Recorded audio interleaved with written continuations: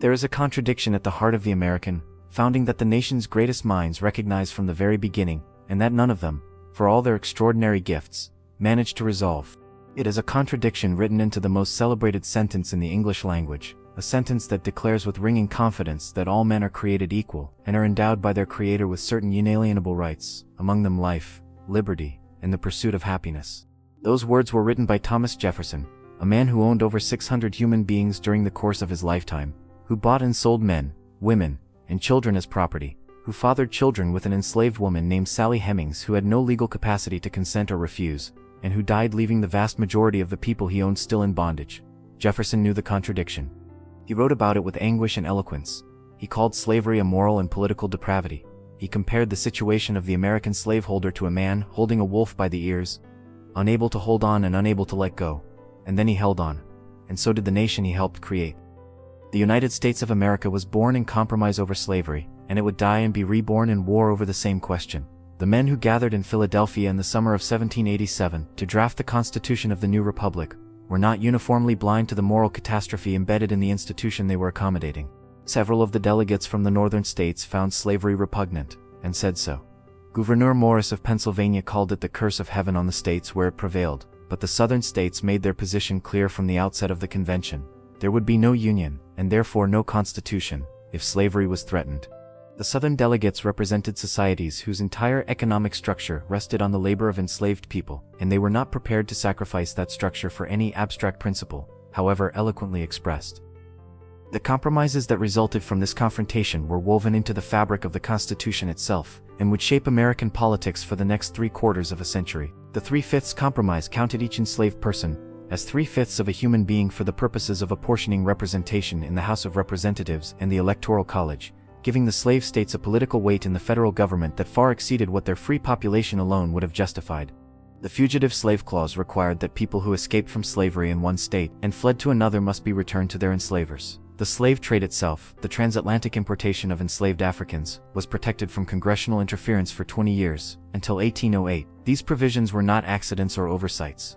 They were deliberate concessions extracted by the southern states as the price of union, and the men who agreed to them understood perfectly well what they were doing and why. The economy of the American South in the late 18th and early 19th centuries was built almost entirely on the forced labor of enslaved African Americans. Cotton, which became the dominant crop of the Deep South after the invention of the cotton gin by Eli Whitney in 1793, transformed the scale and the brutality of American slavery in ways that the founding generation had not fully anticipated. The cotton gin made it economically practical to process short staple cotton, which could be grown across the vast interior of the South, and the demand for cotton from the textile mills of Britain and New England seemed almost unlimited. Land that had been marginal became enormously valuable. And the labor required to cultivate and harvest that cotton, under the killing heat of a southern summer, was the labor of enslaved human beings, working under conditions of systematic violence and deprivation, that the law not only permitted but actively protected. The domestic slave trade that developed in the early 19th century was, in its human dimensions, one of the greatest forced migrations in American history. As the tobacco economy of the Upper South, Virginia, Maryland, the Carolinas, declined in profitability, the enslaved people who had worked those fields became commodities to be sold southward and westward to the new cotton lands of Alabama, Mississippi, Louisiana, and eventually Texas. Between 1800 and 1860, approximately 1 million enslaved people were sold away from the Upper South in this domestic trade, torn from their families, their communities, and everything they knew, and transported to labor on the expanding cotton frontier. Families were separated with a casual brutality that the law did not merely permit but facilitated, since enslaved people had no legal standing to resist the sale of themselves or their children. Mothers were separated from children, husbands from wives. The trauma of these separations was fully understood by those who perpetrated them, and was treated as a matter of no legal or moral significance. The political consequence of cotton's expansion was the relentless westward push of slavery, and the equally relentless conflict over whether the new territories being added to the United States would be slave or free. This conflict had both a moral and a political dimension that were inseparable from each other. Morally, the question was whether slavery would be allowed to spread across the continent. Politically, the question was whether the slave states would maintain the rough parity with the free states in the Senate that had given the South a veto over federal legislation threatening to slavery, and whether the balance of power in the House of Representatives and the Electoral College would shift permanently against the South as the free North and West grew faster in population than the slave South. The Missouri Compromise of 1820 attempted to manage this conflict by drawing a geographical line across the Louisiana Territory at 36 degrees 30 minutes north latitude, prohibiting slavery north of that line, while admitting Missouri as a slave state balanced by Maine as a free state. The compromise held for 30 years, but Thomas Jefferson, now elderly and in failing health, read its terms with a prescient alarm that has echoed through American history ever since. He compared it to a fire bell in the night that awakened him and filled him with terror. He knew that the geographical line being drawn across the continent was also a moral and political line, and that it would not hold forever. He doubted that the Union itself would survive the conflict that he knew must eventually come. In this, as in so much else, he was right. The decades between the Missouri Compromise and the outbreak of the Civil War were shaped by a series of increasingly bitter confrontations over slavery that eroded the political middle ground on which compromise depended and drove the sections of the country toward an irreconcilable mutual hostility. The abolitionist movement, which had existed in various forms since the founding era, grew in intensity and public prominence through the 1830s and 40s, driven by the moral conviction that slavery was a sin and a crime that brooked no accommodation or delay in its abolition. William Lloyd Garrison, who began publishing his abolitionist newspaper, The Liberator, in Boston in 1831, declared that he would be as harsh as truth and as uncompromising as justice on the question of slavery, and that he would not equivocate, excuse, or retreat a single inch. Frederick Douglass, who had been born into slavery in Maryland and had escaped to freedom in 1838, became the most powerful and eloquent voice of the abolitionist movement, his autobiography and his speeches providing a searing first-hand account of the reality of slavery that challenged every apologist and every compromiser to look the institution in the face and call it by its true name. The Southern response to the growing abolitionist movement was not defensive embarrassment but aggressive counterattack. Southern political leaders and intellectuals increasingly abandoned the apologetic language of the founding era, in which slavery had been described as a necessary evil that would eventually die out, and replaced it with a forthright defense of slavery as a positive good. John C. Calhoun of South Carolina, the most formidable political mind of the antebellum South, argued in the Senate that slavery was not an evil but a good, a positive benefit to both races, the foundation on which Southern civilization rested, and the guarantor of the liberty of the white population. The argument was grotesque in its moral inversion, but it was made with intellectual force and political sophistication, and it reflected a genuine shift in Southern consciousness from the ambivalence of the founding generation to the defensive belligerence of a society that had come to feel itself under existential threat. The Nat Turner Rebellion of 1831, in which an enslaved preacher led a revolt in Southampton County, Virginia, that killed approximately 60 white men, women, and children before being suppressed with savage violence, intensified the paranoia and the repressiveness of the slave South. Turner and his followers were executed, as were dozens of other enslaved people killed in the reprisals with no connection to the rebellion. Virginia briefly debated gradual emancipation in the aftermath of the revolt, and those debates, the last serious public discussion of ending slavery, held in a Southern state before the Civil War, ultimately went nowhere. What they produced instead was a tightening of the slave codes across the South, new restrictions on the movement and assembly of enslaved people, prohibitions on teaching enslaved people to read, and a heightened vigilance that expressed the fundamental truth about slavery that its defenders preferred not to acknowledge. It could only be maintained by the constant threat and application of violence, because no human being accepts enslavement willingly. The Mexican-American War of 1846 to 1848, which added vast new territories to the United States, stretching from Texas to California, reignited the question of slavery's expansion with a force that the Missouri Compromise line could no longer contain. The Wilmot Proviso, introduced in Congress in 1846, proposed to ban slavery from any territory acquired from Mexico. It passed the House, where the more populous North had a majority, and died in the Senate, where the slave states retained their parity. The debate over the Wilmot Proviso crystallized the positions that would drive the nation toward war. The South insisted on the right to bring its property, including enslaved people, into any territory of the United States. The North, or at least the increasingly powerful Free Soil faction within Northern politics, insisted that slavery must not be allowed to expand, and in between, the shrinking band of compromisers searched desperately for a formula that could satisfy both sides, and found that the search was becoming harder with every passing year. The Compromise of 1850, engineered by the aging Henry Clay, and steered through Congress by Stephen Douglas of Illinois, attempted once again to draw a line between the sections and hold the Union together. California was admitted as a free state. The remaining territories acquired from Mexico would decide the slavery question for themselves through popular sovereignty. And as a concession to the South, a new and far more rigorous Fugitive Slave Act was enacted, requiring citizens of free states to actively assist in the capture and return of escaped enslaved people, and denying those accused of being fugitives any right to a jury trial or to testify on their own behalf. The Fugitive Slave Act was the Compromise's most inflammatory provision, and it proved to be a political catastrophe for those who hoped it would calm sectional tensions. It brought the reality of slavery into the daily life of northern cities and towns, in a way that abstract political debate had not, and it transformed hundreds of thousands of Northerners who had been largely indifferent to slavery into opponents of its expansion, if not yet into abolitionists. The decade of the 1850s was a decade of escalating crisis, in which each attempt to resolve the question of slavery's expansion made the underlying conflict more acute rather than less. The Kansas-Nebraska Act of 1854, which repealed the Missouri Compromise line and applied popular sovereignty to the territories of Kansas and Nebraska, was intended by its author Stephen Douglas to provide a practical solution that avoided the sectional conflict. Instead, it destroyed the Whig Party, gave birth to the Republican Party on an explicitly anti-slavery expansion platform, and produced in Kansas a small-scale civil war between pro-slavery and anti-slavery settlers that became known as Bleeding Kansas and gave the nation a foretaste of the larger violence to come. The publication of Harriet Beecher Stowe's novel Uncle Tom's Cabin in 1852, which sold over 300,000 copies in its first year, and was read by millions more, made the human reality of slavery vivid and immediate for a Northern audience that had largely experienced it only as an abstraction. When Abraham Lincoln met Stowe during the war years, he reportedly greeted her as the little woman who wrote the book that started this great war, a legend, but one that captured something real about the novel's political impact. By the end of the 1850s, the American political system that had managed the conflict over slavery for 3/4 of a century, through a series of increasingly strained compromises, was breaking apart. The Democratic Party was splitting along sectional lines.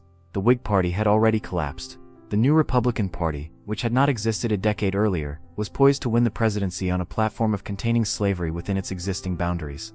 The Supreme Court, in the Dred Scott decision of 1857, had declared that Congress had no power to prohibit slavery in the territories and that Black Americans, free or enslaved, had no rights that white Americans were bound to respect, a decision so radical and so inflammatory that it destroyed rather than settled the legal controversy it purported to resolve.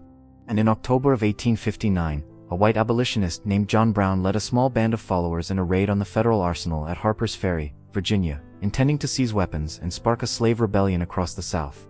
The raid failed. Brown was captured, tried, and hanged, but his execution made him a martyr to the anti-slavery cause in the North and a symbol of existential terror in the South. The fire bell that Jefferson had heard in the night was now ringing continuously, and no one could agree on how to silence it. The presidential election of 1860 was not a single national contest, but rather two separate elections, happening simultaneously in the same country, a fact that illustrated more clearly than any political argument could have done just how completely the United States had fractured along sectional lines. In the North, the contest was primarily between Abraham Lincoln of Illinois, the candidate of the Republican Party, and Stephen Douglas of Illinois, the candidate of the northern wing of the Democratic Party. In the South, the contest was between John C. Breckinridge of Kentucky, the candidate of the Southern Democratic Party, and John Bell of Tennessee, the candidate of the Constitutional Union Party, a new organization whose platform consisted essentially of ignoring the slavery question entirely and appealing to a vague patriotic attachment to the Union and the Constitution. These four candidates competed in a political landscape so polarized that Lincoln's name did not appear on the ballot in 10 southern states, because no Republican organization existed there to nominate him, and no printer in those states was willing to print his ballots.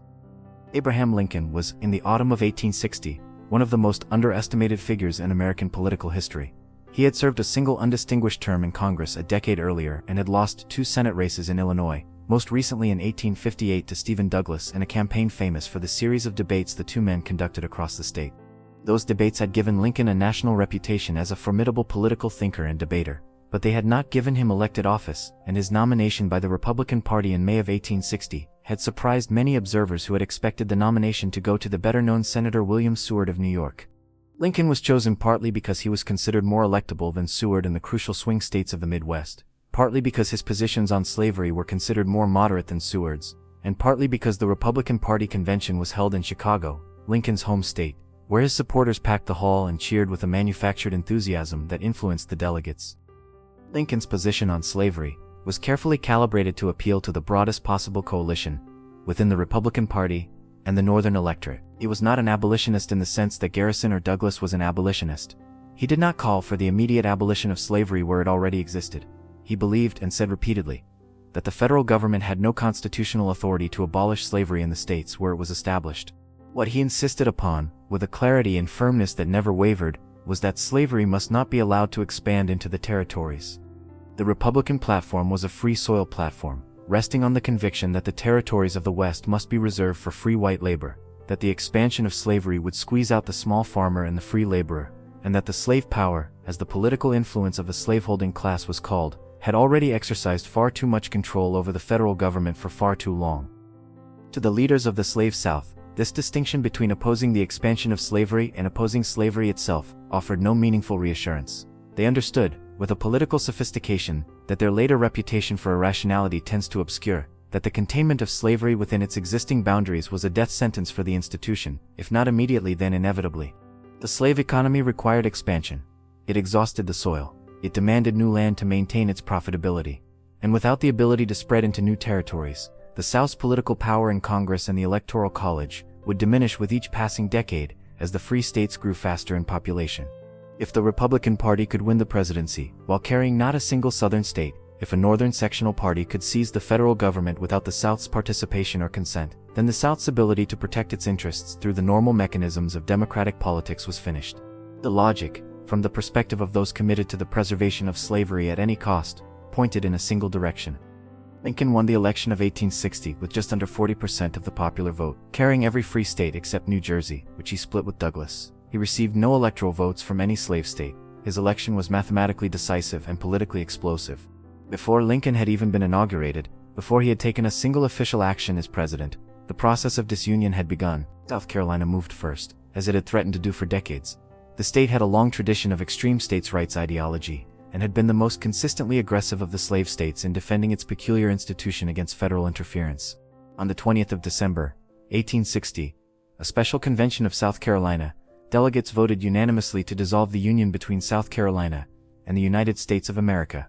The Ordinance of Secession declared that the reasons for this action included the election of a man to the high office of President of the United States whose opinions and purposes are hostile to slavery, and the failure of the Northern states to faithfully observe the constitutional obligations imposed by the Fugitive Slave Act. South Carolina's declaration of the immediate causes of secession was refreshingly explicit about what the state was actually seceding over.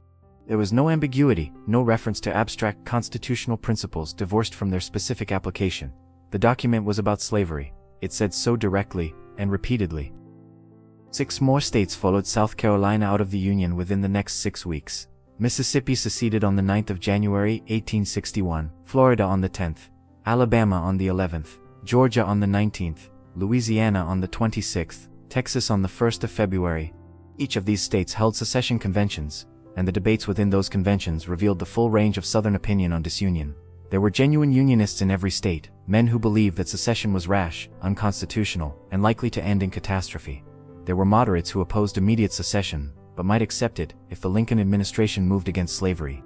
And there were the fire-eaters, the radical secessionists who had been agitating for Southern independence for years, and who seized the opportunity provided by Lincoln's election to push their states over the edge. In most of the Deep South states, the fire-eaters won, often by convincing the moderates that Lincoln's election had already made the break inevitable, and that delay only weakened the South's position.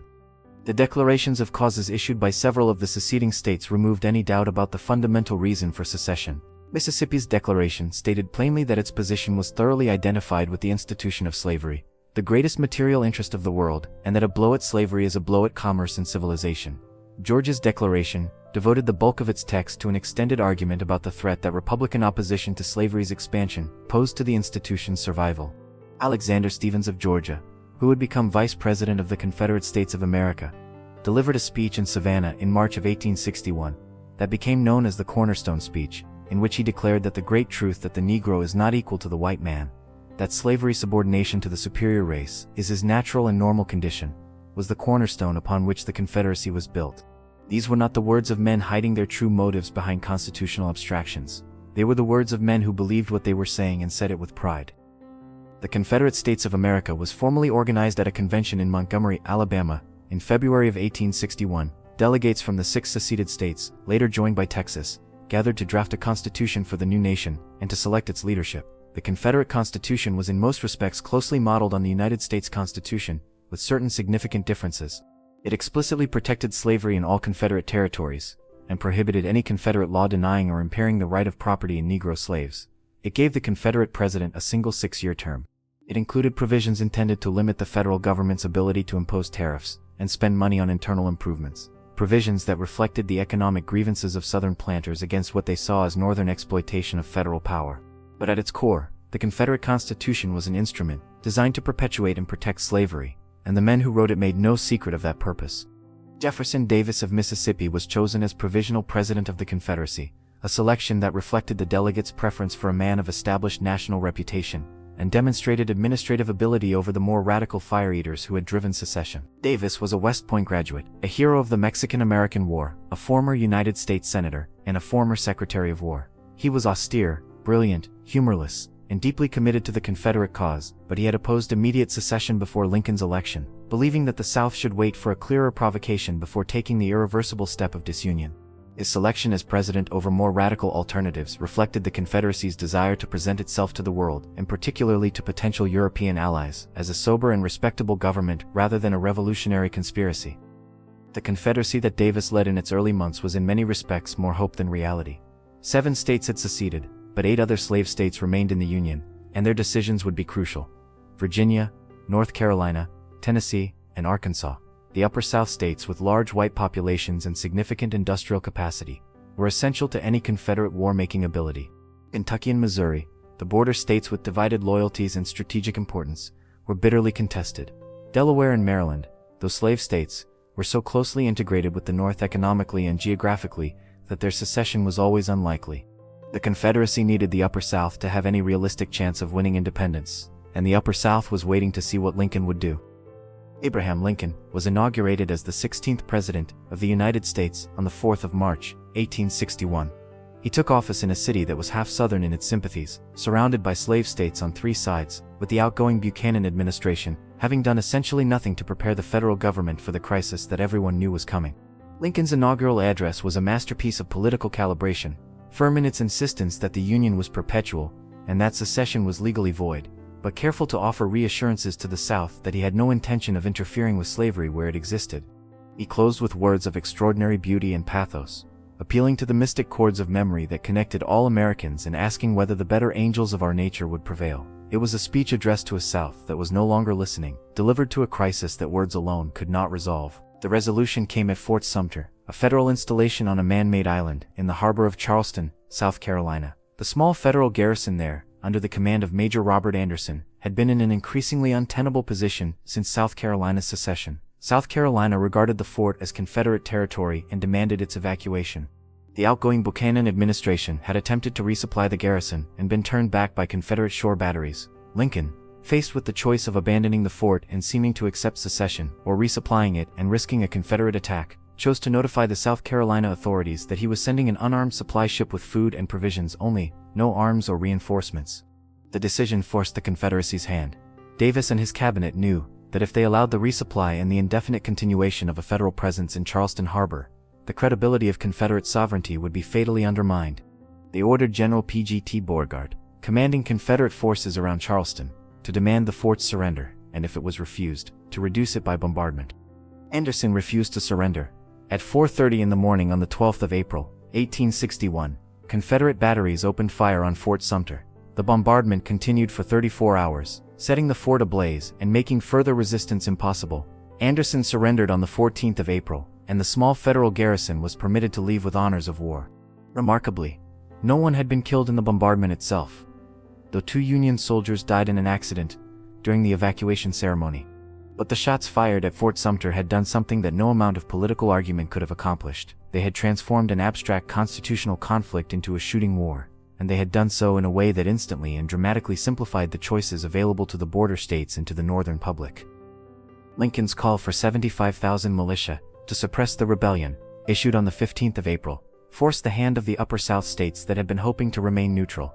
Virginia, which had been debating secession in convention without resolution, voted to secede on the 17th of April. Arkansas, Tennessee, and North Carolina followed within weeks. The Confederacy now encompassed 11 states with a white population of approximately 5.5 million people, and an enslaved population of approximately 3.5 million.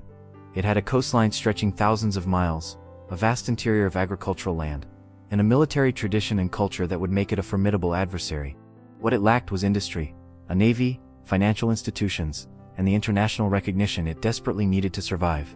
What the Union had in abundance was precisely what the Confederacy lacked, and whether those advantages would be sufficient to overcome the enormous difficulty of conquering and subduing an area the size of Western Europe was a question that no one, in the spring of 1861, could answer with any confidence. In the spring and early summer of 1861, both the United States and the newly proclaimed Confederate States of America faced the same fundamental challenge, transforming what were, in practical terms, almost entirely unmilitary societies into nations capable of waging modern industrialized warfare on a continental scale. Neither side was remotely prepared for what was coming.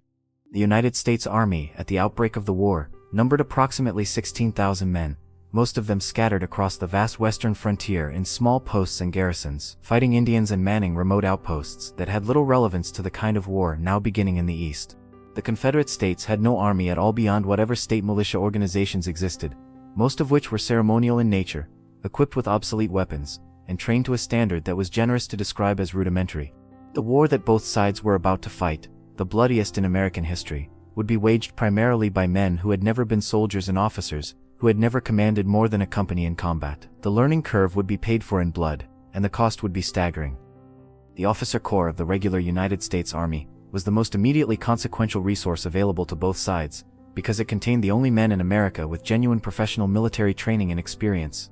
The United States Military Academy at West Point had been graduating officers since 1802, and its curriculum, emphasizing military engineering, mathematics, and the tactical and strategic principles derived from the study of Napoleon's campaigns, had produced a generation of men who at least understood the theory of military operations, even if their practical experience was limited to the small-scale frontier warfare of the preceding decades.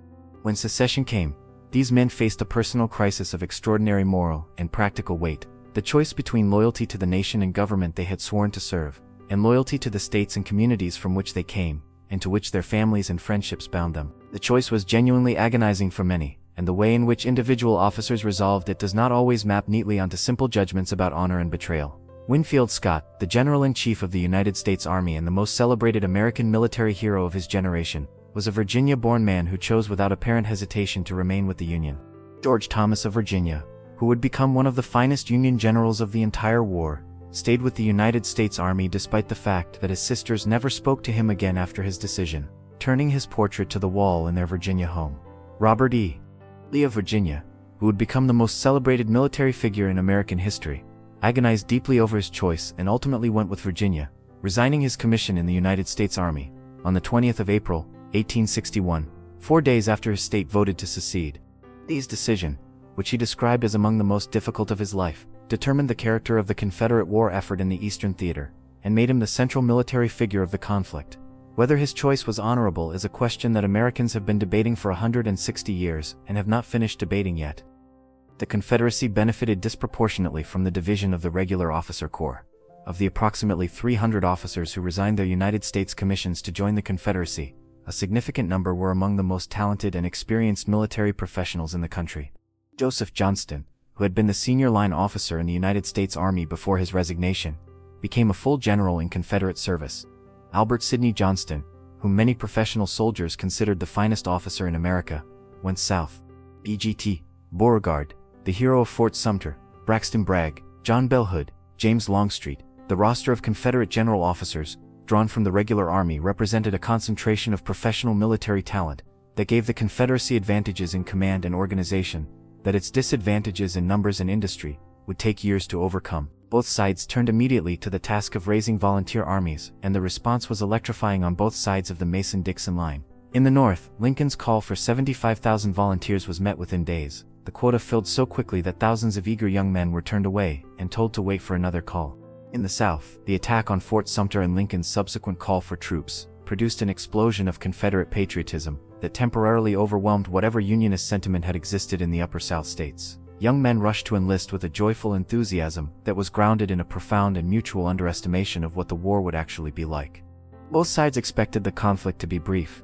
The Northern volunteers initially enlisted for 90 days, a term that reflected the genuine belief in Washington that a short, sharp campaign would restore the Union and suppress the rebellion before the summer was out. The Southern volunteers expected that one Confederate soldier could whip 10 Yankees, that the soft and commercial North lacked the martial spirit and the courage to fight a serious war, and that foreign intervention, British recognition of the Confederacy, driven by Britain's dependence on Southern cotton, would settle matters before any prolonged military effort became necessary.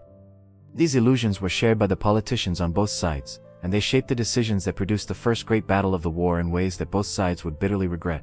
In Washington, the Lincoln administration faced enormous political pressure to take offensive action before the 90-day enlistments of the first volunteers expired and before the Confederate government, which had relocated its capital from Montgomery, Alabama to Richmond, Virginia in late May, could consolidate its position. The Northern press was clamoring for action. Horace Greeley's New York Tribune ran the headline "Forward to Richmond" repeatedly, reflecting the public mood of impatient confidence.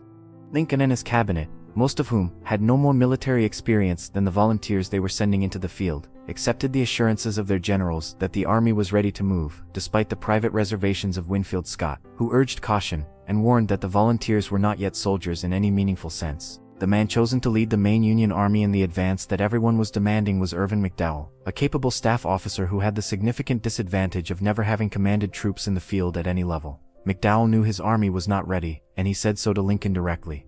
Lincoln's response has become one of the most quoted exchanges of the early war. "You are green, it is true," Lincoln told him, "but they are green also. You are all green alike." It was a reasonable observation as far as it went, but it underestimated the degree to which the Confederate forces, many of whom were drawn from a Southern culture that placed a higher social value on martial skills, hunting, and outdoor life, had advantages in individual soldier quality that the raw statistics of training time did not capture. McDowell's plan for the advance on Richmond was not without military merit.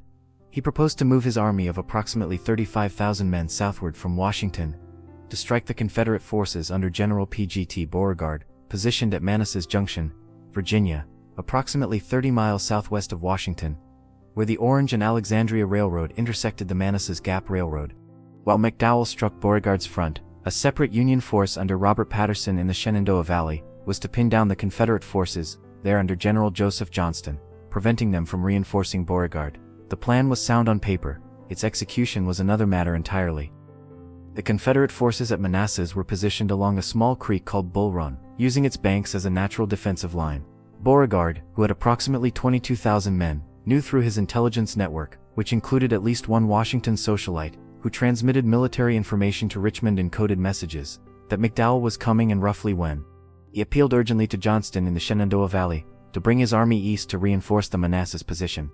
Johnston, whose force of approximately 12,000 men had successfully evaded Patterson's half-hearted attempts to pin him in the valley, loaded his men onto the Manassas Gap Railroad, the first strategic use of railroads in the history of American warfare, and began moving them to Manassas on the 18th of July, arriving in time for the battle. McDowell's army began its advance from Washington on the 16th of July, and the movement immediately revealed the army's fundamental unreadiness. The march that should have taken 2 days took 4, as regiments lost their way, straggled, stopped to pick blackberries in the summer heat, and generally demonstrated that turning civilians into soldiers required more than issuing them uniforms and rifles. By the time the Union Army reached the vicinity of Manassas, the element of surprise was entirely lost. Johnston's forces were arriving from the valley, and the Confederate commanders had had days to study the ground and prepare their defenses. The battle was fought on the 21st of July, 1861, a Sunday so hot and clear that crowds of Washington civilians, including congressmen and their families, drove out from the Capitol in carriages to watch what they expected to be a decisive Union victory from the surrounding hills, bringing picnic hampers and opera glasses as though attending a spectacle organized for their entertainment. What they witnessed was something rather different. McDowell's plan for the battle involved a flanking movement around the Confederate left, sending the bulk of his army across Bull Run at Sudley Ford to strike the Confederate flank while a smaller force demonstrated against the Confederate center and right to hold them in place. The plan was more sophisticated than the army was capable of executing. The flanking column moved too slowly, losing hours in the early morning that allowed the Confederates time to detect the movement and begin shifting forces to meet it. Nevertheless, the Union attack made significant initial progress.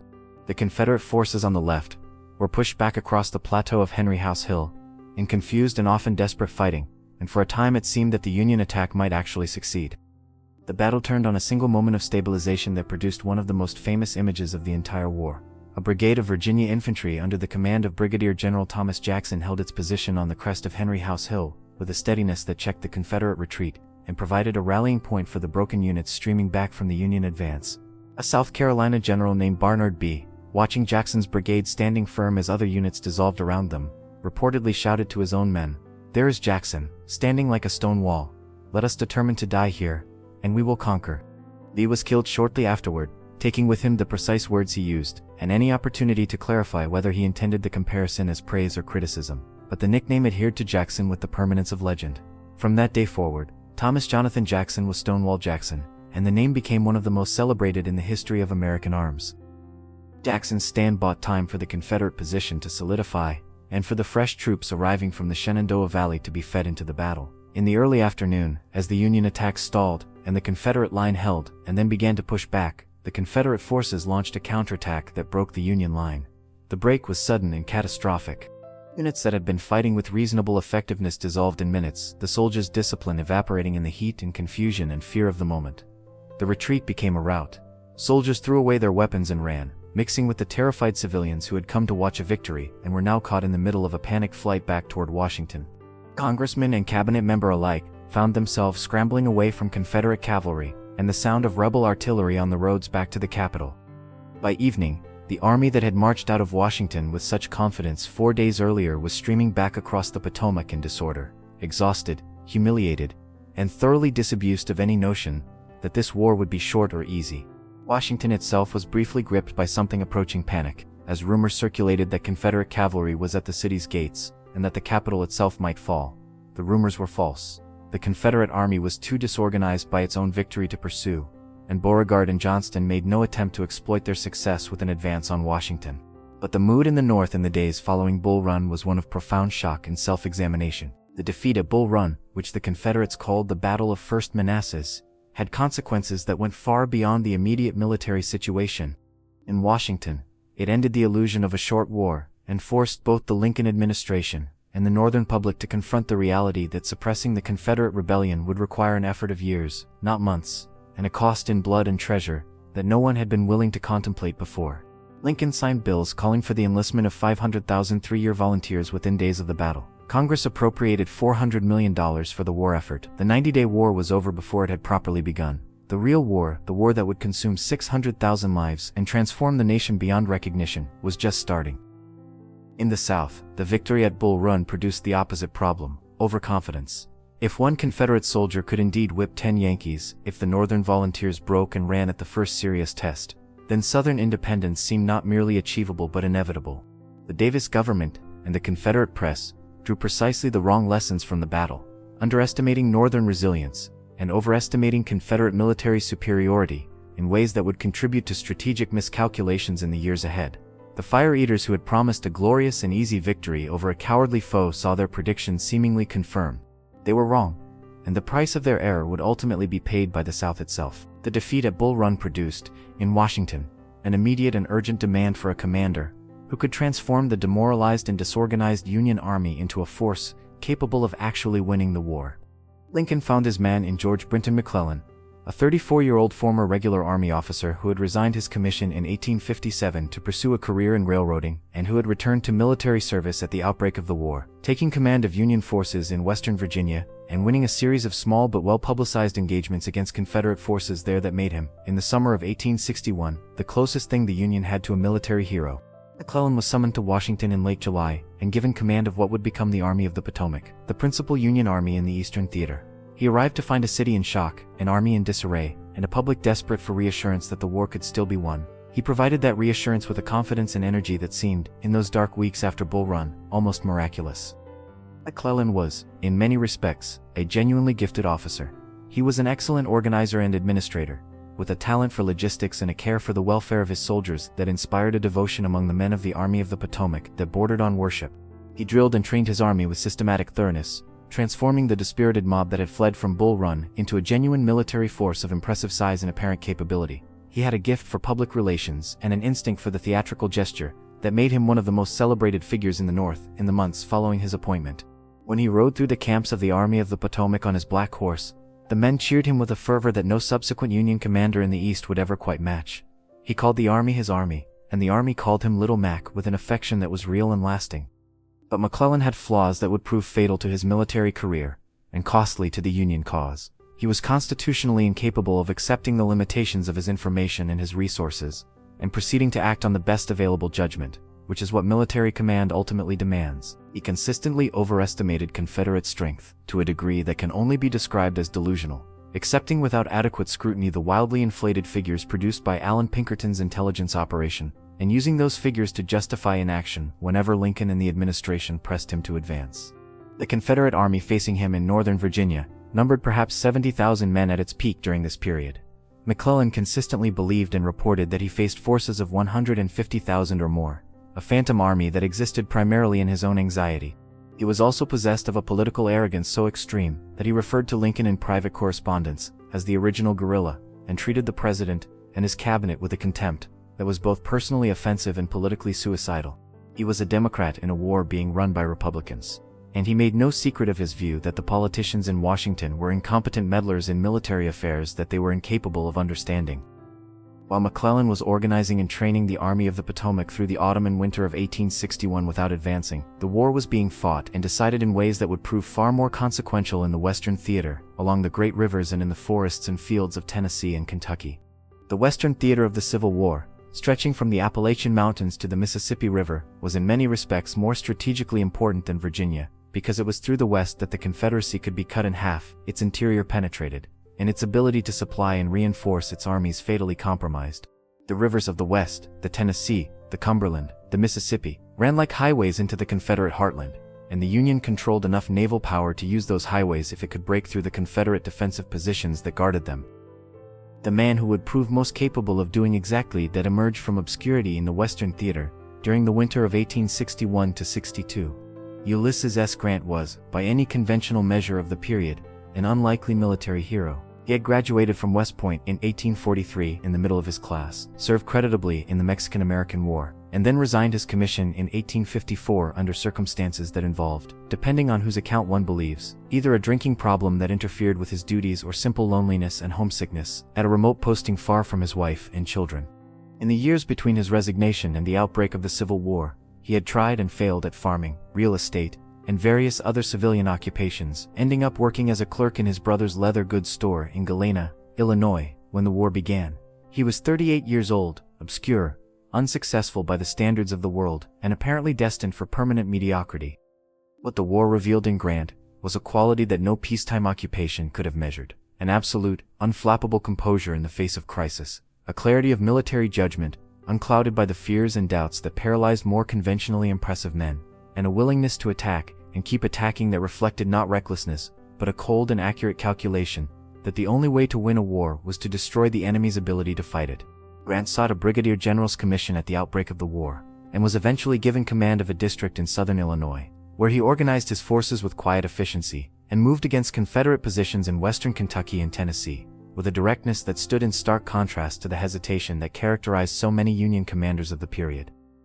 In February of 1862, Grant struck at the Confederate defensive line in Tennessee with a campaign that announced his qualities to anyone paying attention. Fort Henry, on the Tennessee River, fell on the 6th of February after a naval bombardment that did most of the work before Grant's infantry even arrived. Fort Donelson, on the Cumberland River, was a harder proposition, defended by approximately 21,000 Confederate troops under General John Floyd. After several days of fighting in which the Confederates launched a serious counterattack that temporarily threatened the Union position, Grant's forces closed the ring around the fort, and its garrison was trapped.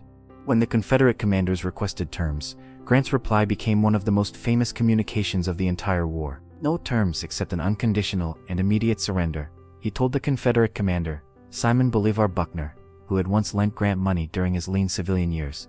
I propose to move immediately upon your works. The fort surrendered on the 16th of February with approximately 15,000 Confederate prisoners, the largest capture of an American military force since the Revolution.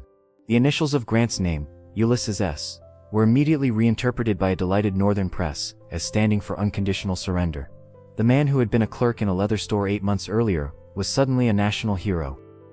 The fall of Forts Henry and Donelson opened the Tennessee and Cumberland rivers to Union penetration deep into the Confederate heartland, and forced the Confederate commander in the West, General Albert Sidney Johnston, to abandon Kentucky and most of Tennessee, including Nashville, which fell to Union forces on the 23rd of February, and became the first Confederate state capital to be captured.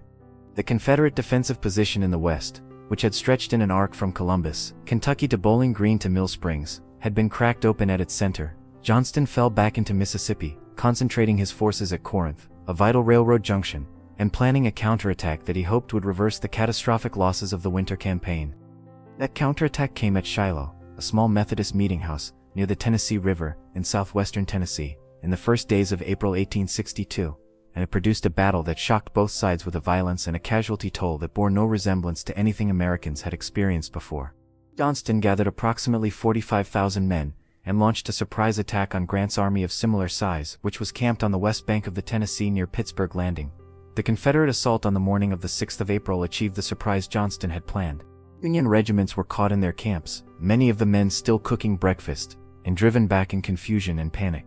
The fighting that developed through that terrible Sunday was among the most savage of the entire war, fought in dense woods and ravines that reduced unit cohesion to nothing, and turned the battle into a chaos of individual and small group combat that neither side could effectively control or direct. Albert Sidney Johnston, whom Jefferson Davis had called the greatest soldier then living, was struck by a bullet that severed an artery in his leg in the afternoon of the first day's fighting.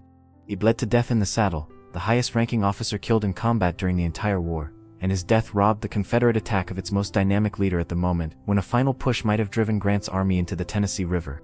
The Confederate assault was checked along a sunken road that became known as the Hornet's Nest, where Union brigades held their position through repeated Confederate attacks of extraordinary ferocity until they were surrounded and forced to surrender late in the afternoon. Their resistance bought Grant the time he needed to organize a last defensive line along the bluffs above Pittsburgh Landing, supported by the guns of Union gunboats on the river.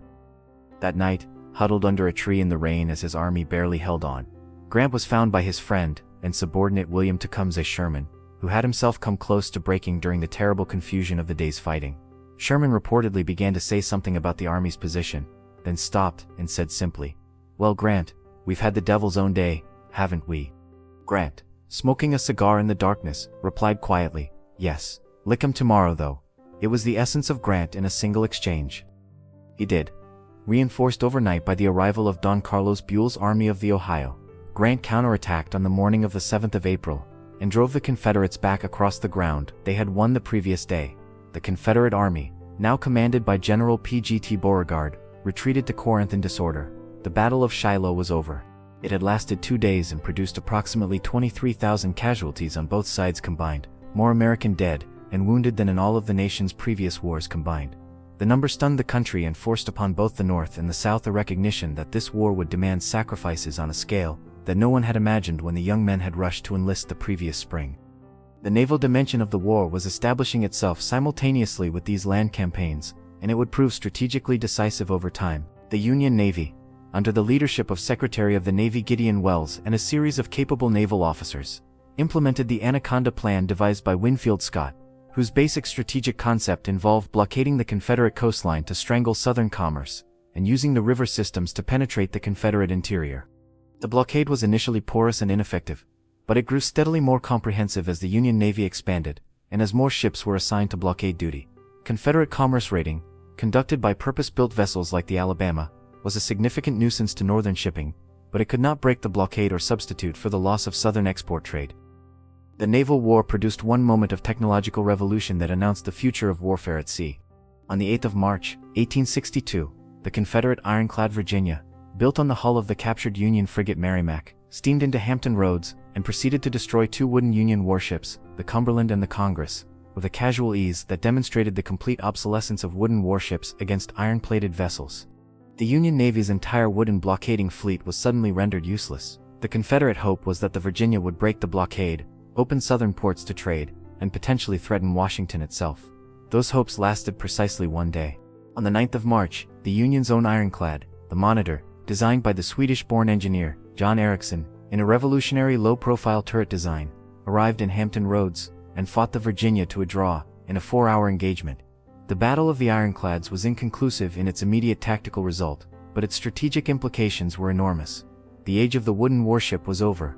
Naval warfare had been transformed overnight, and every navy in the world immediately began designing iron-hulled vessels on the lessons of Hampton Roads. By the spring of 1862, the shape of the war was becoming clearer, even if its ultimate resolution was still far from certain. In the West, Grant's victories had opened the Confederate heartland to invasion, and set in motion a process of strategic penetration that would eventually prove decisive. In the East, the Army of the Potomac sat in its camps around Washington, magnificently organized and equipped and carefully trained, waiting for McClellan to find a reason to use it. The Confederate capital of Richmond, 100 miles to the south, waited to see whether the Union's principal army could be roused to the offensive that everyone knew must eventually come. The spring of 1862 brought with it the Union's first serious attempt to end the war in the East through a decisive military campaign against the Confederate capital. George McClellan, after months of organizing, training, and resisting every pressure from Lincoln and the administration to advance, finally unveiled a plan that was, in its conception, genuinely bold. Rather than marching the Army of the Potomac southward overland through northern Virginia, directly toward the Confederate forces that blocked the road to Richmond, McClellan proposed to transport his entire army by sea to the tip of the Virginia Peninsula, the long finger of land between the York and James rivers that pointed northwest toward Richmond, and advance on the Confederate capital from the southeast. The plan had real strategic merit. It bypassed the Confederate forces in northern Virginia entirely, used Union naval supremacy to protect both flanks of the advancing army, shortened the supply lines, and potentially put the Army of the Potomac within striking distance of Richmond before the Confederates could adequately respond. If executed with speed and determination, it might have ended the war in the East in the spring of 1862.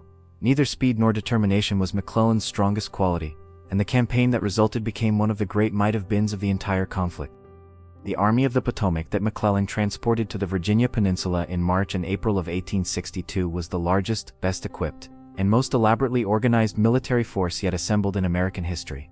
Over 100,000 men, with hundreds of artillery pieces, thousands of horses and mules, and a logistical apparatus of staggering complexity, were moved by water to Fort Monroe at the tip of the peninsula in an operation that represented a genuine logistical achievement. The army that greeted McClellan on the peninsula was confident, well supplied, and ready to fight. What it needed was a commander who shared its readiness. The Confederate forces initially defending the peninsula were dramatically outnumbered.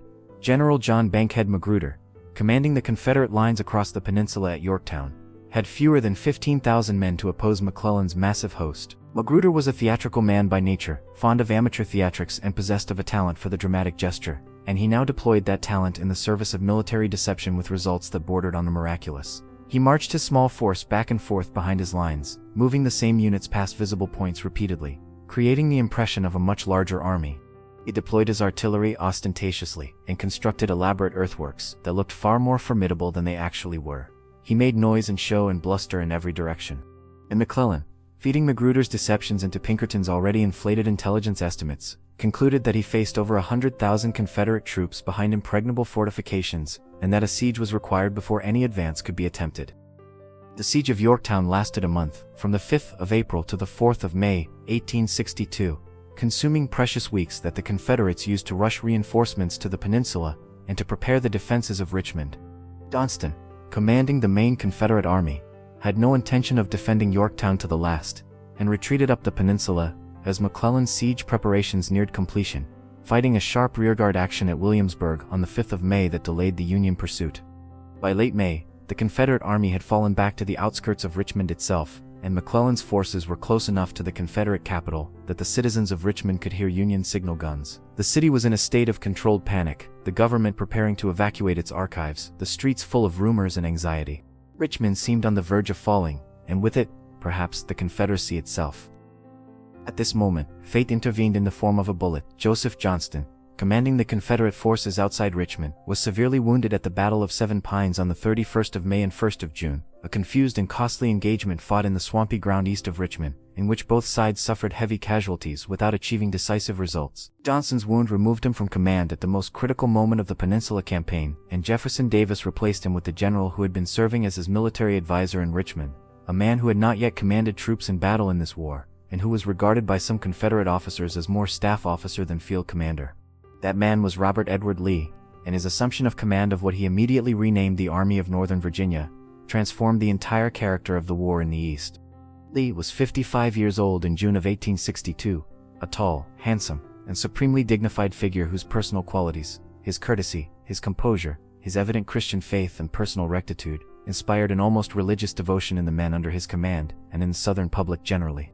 He was the son of Revolutionary War hero Light Horse Harry Lee, and the husband of Mary Anna Custis, the great-granddaughter of Martha Washington, which gave him a connection to the founding generation that carried enormous symbolic weight in the Confederate imagination.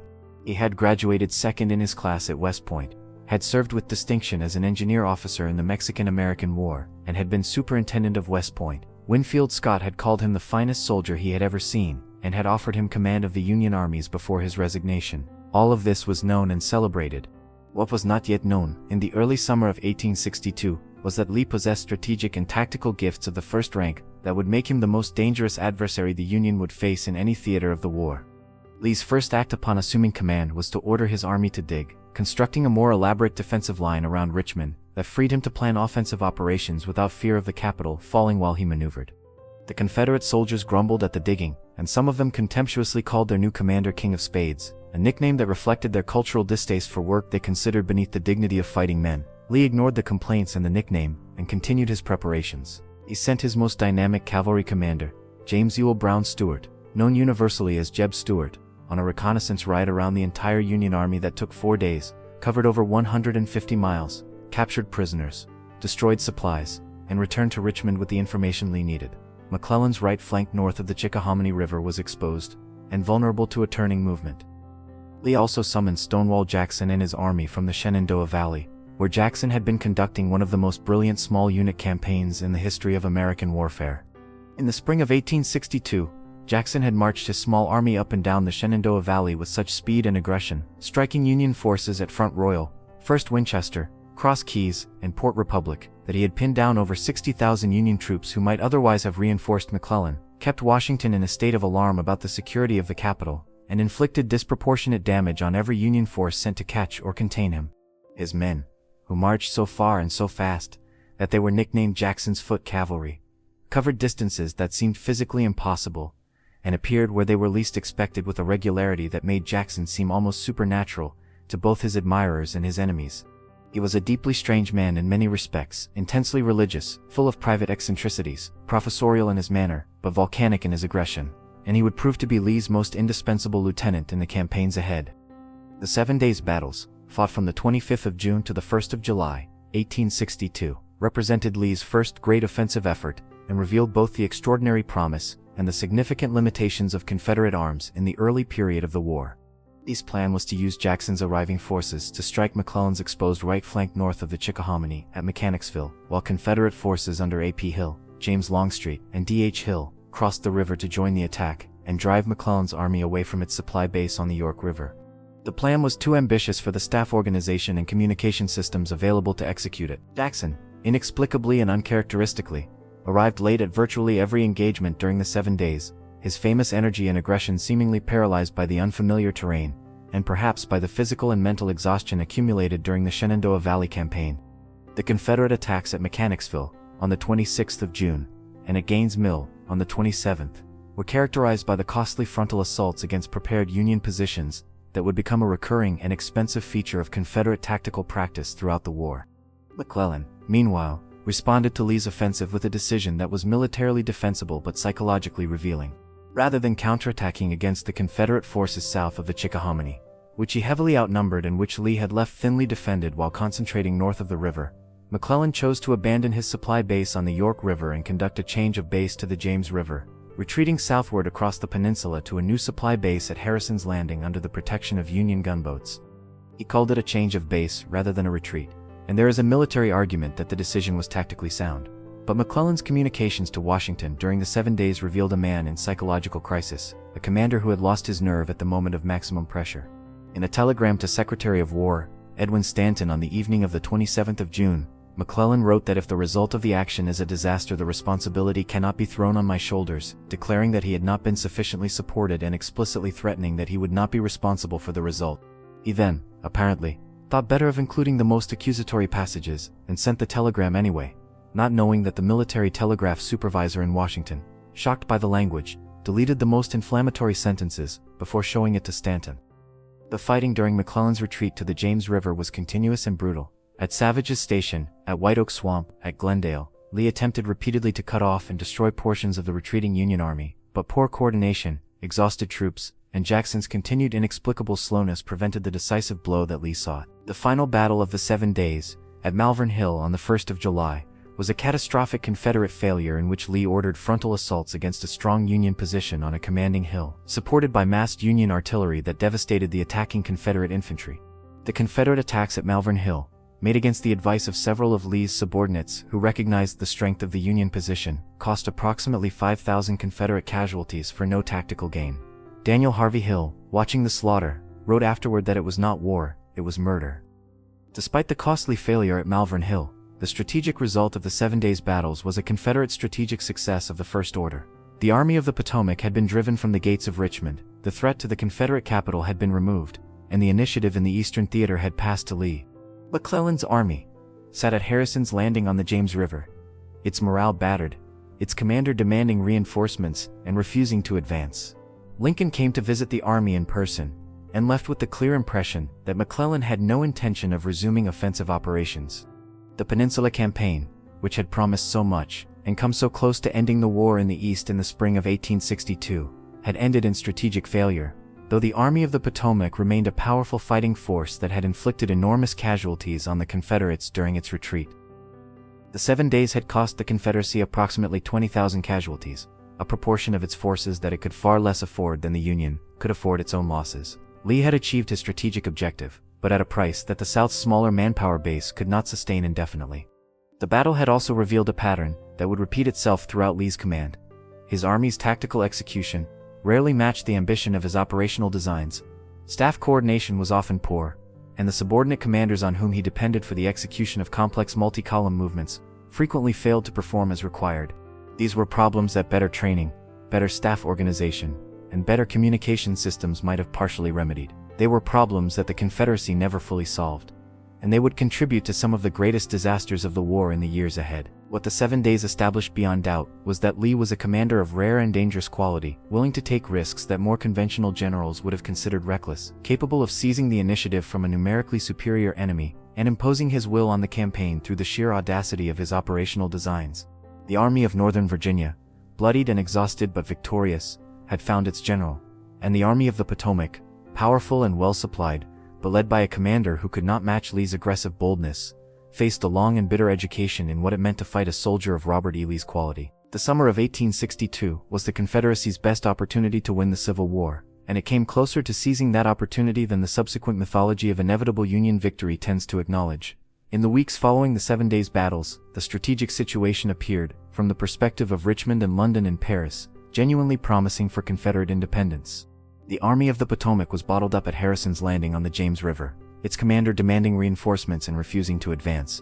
A new Union army under General John Pope was organizing in northern Virginia, but Pope was an untested commander, whose aggressive proclamations about living off the land, and keeping his headquarters in the saddle, had made him a figure of contempt in the Confederate high command, and of uneasy skepticism among his own troops. The Confederate armies in the West, under Braxton Bragg and Edmund Kirby Smith, were preparing their own offensive into Kentucky that would carry Confederate arms to the banks of the Ohio River. And in Europe, the British and French governments were watching events with the careful attention of powers that had every economic reason to recognize Confederate independence and every political incentive to intervene in a war that was disrupting their cotton supply and threatening to become a permanent feature of the Atlantic world. The question of European intervention was not a phantom concern manufactured by Confederate wishful thinking. It was a genuine possibility that shaped the calculations of both sides throughout the middle period of the war, and that came closer to materializing than most Americans today realize. Britain's textile industry, concentrated in Lancashire and Yorkshire, depended overwhelmingly on American cotton, and the Union blockade had reduced cotton imports to a fraction of their pre-war levels. By the summer of 1862, the cotton famine in Lancashire was producing genuine hardship among the mill workers, with widespread unemployment and real suffering among working-class communities that might have been expected to pressure the British government toward intervention. The Confederate strategy of cotton diplomacy, which rested on the assumption that King Cotton's economic power would compel European intervention, was not inherently unreasonable. It failed in the end, for reasons that its architects had not fully anticipated. The British working class, despite its suffering, overwhelmingly opposed the Confederacy because it understood, more clearly than many of its social superiors, that the Confederate cause was the cause of slavery, and British public opinion about slavery had been shaped by decades of abolitionist activity that had made anti-slavery sentiment one of the firmest moral commitments of British popular culture. Nevertheless, the British cabinet in the summer and early autumn of 1862 debated intervention seriously. Prime Minister Palmerston and Foreign Secretary Russell discussed the possibility of proposing mediation between the North and South, with the implicit understanding that Confederate independence would be the basis of any settlement. The outcome of these discussions depended heavily on events on the battlefield. If Lee could win a decisive victory on Northern soil, the case for intervention would become overwhelming. If the Union could demonstrate the military strength to subdue the rebellion, intervention would be pointless and risky. The fate of European intervention, and with it the fate of Confederate independence, was to be decided in the fields of Maryland in September of 1862. Lee's decision to invade the North in September of 1862 was driven by a combination of strategic calculation and practical necessity. Strategically, a Confederate victory on Northern soil would maximize the pressure on the Lincoln administration, demonstrate Confederate military power to European observers, encourage the peace faction in the North that was already arguing for a negotiated settlement, and potentially influence the Northern congressional elections scheduled for November. Practically, the devastation of Northern Virginia by 2 years of campaigning had stripped the region of the food and forage that the Army of Northern Virginia needed, and Maryland's relatively untouched farms offered the possibility of resupplying the Army, while shifting the war's destructive burden off Confederate soil. Lee crossed the Potomac into Maryland on the 4th of September, 1862, his army of approximately 55,000 men, ragged and exhausted, but flushed with confidence after their victories in the 7 Days and at Second Bull Run, where Lee had comprehensively outmaneuvered and defeated John Pope's Army of Virginia in late August in a campaign of breathtaking audacity that once again demonstrated his willingness to divide his forces in the face of a larger enemy and strike with a speed and violence that left the Union commanders disoriented and reactive. The Army of Northern Virginia that crossed into Maryland was, in its physical condition, a remarkable sight. The men were lean and sunburned and hardened by months of campaigning, but thousands of them were barefoot, their shoes worn out on the Virginia roads, and their uniforms were in a state of advanced dissolution. The sick and the stragglers fell out in enormous numbers during the Maryland campaign, reducing Lee's effective strength significantly below his nominal total. The army that had won such spectacular victories in Virginia was, by the time it reached Maryland, in need of rest, resupply, and reorganization that the strategic situation did not allow it to receive. What followed was a remarkable piece of military fortune that came close to destroying the Army of Northern Virginia before it could fight a major engagement in Maryland. On the 13th of September, Union soldiers of the 27th Indiana Infantry, resting in a field near Frederick, Maryland, found a copy of Special Orders No. 191, Lee's operational orders for the Maryland campaign, wrapped around 3 cigars that had apparently been left behind by a Confederate officer. The orders revealed that Lee had divided his already smaller army into multiple parts, sending Stonewall Jackson to capture the Union garrison at Harper's Ferry, while other portions of the army moved in different directions. If McClellan, who had been restored to command of the Union forces after Pope's disaster, could move quickly enough to strike Lee's divided forces before they could reunite, he might destroy the Army of Northern Virginia piecemeal, and end the war in a single campaign. McClellan's reaction to this extraordinary piece of intelligence was characteristic. "Here is a paper," he reportedly told a subordinate, "with which if I cannot whip Bobby Lee I will be willing to go home." He then spent the better part of the day at his headquarters before ordering his army to advance, allowing Lee time to learn that his orders had been compromised and to begin concentrating his scattered forces.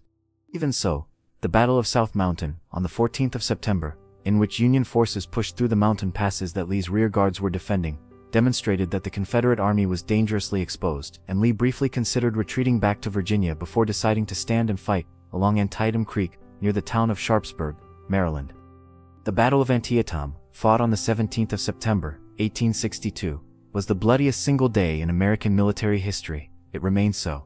23,000 men were killed, wounded, or missing in 12 hours of fighting along a front of roughly 4 miles, a casualty rate that represents a scale of human destruction that American arms had never previously approached and would never exceed on a single day. The battle was fought in 3 phases that rolled from north to south across the landscape of western Maryland, each phase a desperate struggle over terrain that became permanently identified with the violence it had witnessed. The cornfield, in which the corn was cut down by musketry as though by a scythe, and men fought and died and fought again across the same ground 6 times in the morning hours. The sunken road, a farm lane worn below the level of the surrounding fields by generations of wagon traffic, where Irish and other Union troops charged and died in waves against Confederate defenders who used the natural trench to devastate the attackers before finally being overwhelmed and driven inside. Bridge, a graceful stone bridge over Antietam Creek, where Union General Ambrose Burnside spent the better part of the morning trying to force a crossing against a small Confederate force that used the high ground on the opposite bank to inflict disproportionate casualties before being finally dislodged in the early afternoon.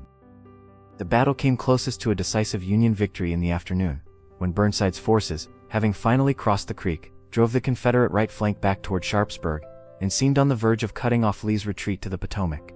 Lee had no reserves left. His army was stretched to the breaking point, and then, at the critical moment, the Confederate division of A.P. Hill arrived on the battlefield at the Double Quick, having marched 17 miles from Harper's Ferry in 7 hours after accepting the surrender of the Union garrison there. Hill's division struck Burnside's exposed flank with a violence that stopped the Union advance in its tracks and saved the Army of Northern Virginia from potential destruction. The battle ended at nightfall with both sides holding approximately the positions they had occupied in the morning, the landscape between them carpeted with the dead and wounded.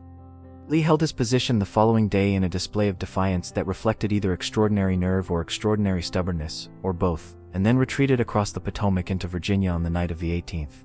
McClellan did not pursue with any effectiveness, allowing the battered Army of Northern Virginia to escape intact. Lincoln, furious at McClellan's failure to follow up his advantage and destroy Lee's army, urged and then ordered and then begged McClellan to cross the Potomac and fight. McClellan found reason after reason to delay, citing the exhaustion of his men, and the condition of his horses and the inadequacy of his supplies, until Lincoln's patience was finally and completely exhausted. On the 7th of November, 1862, Lincoln relieved McClellan of command of the Army of the Potomac for the last time. Little Max said goodbye to his army in an emotional ceremony that reduced many of the soldiers to tears. He never held another military command.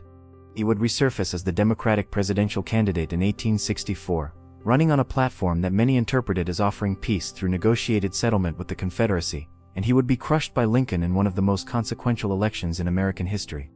Antietam was not the decisive Union victory that Lincoln needed, and that the military situation might have produced under a more aggressive commander, but it was sufficient for the purpose that Lincoln had been waiting months to accomplish. The president had decided in the summer of 1862 that the war must be transformed in its fundamental character, that the Union could not win simply by restoring the status quo ante bellum, and that the destruction of slavery must become an explicit war aim if the Union cause was to mobilize the full moral and material resources needed for victory. He had drafted a proclamation to this effect, and had been persuaded by Secretary of State Seward to wait for a Union military victory before issuing it, lest it appear to be an act of desperation from a government losing the war rather than a confident statement of principle from a government winning it. Antietam, despite its tactical inconclusiveness, was enough. Lee had been stopped.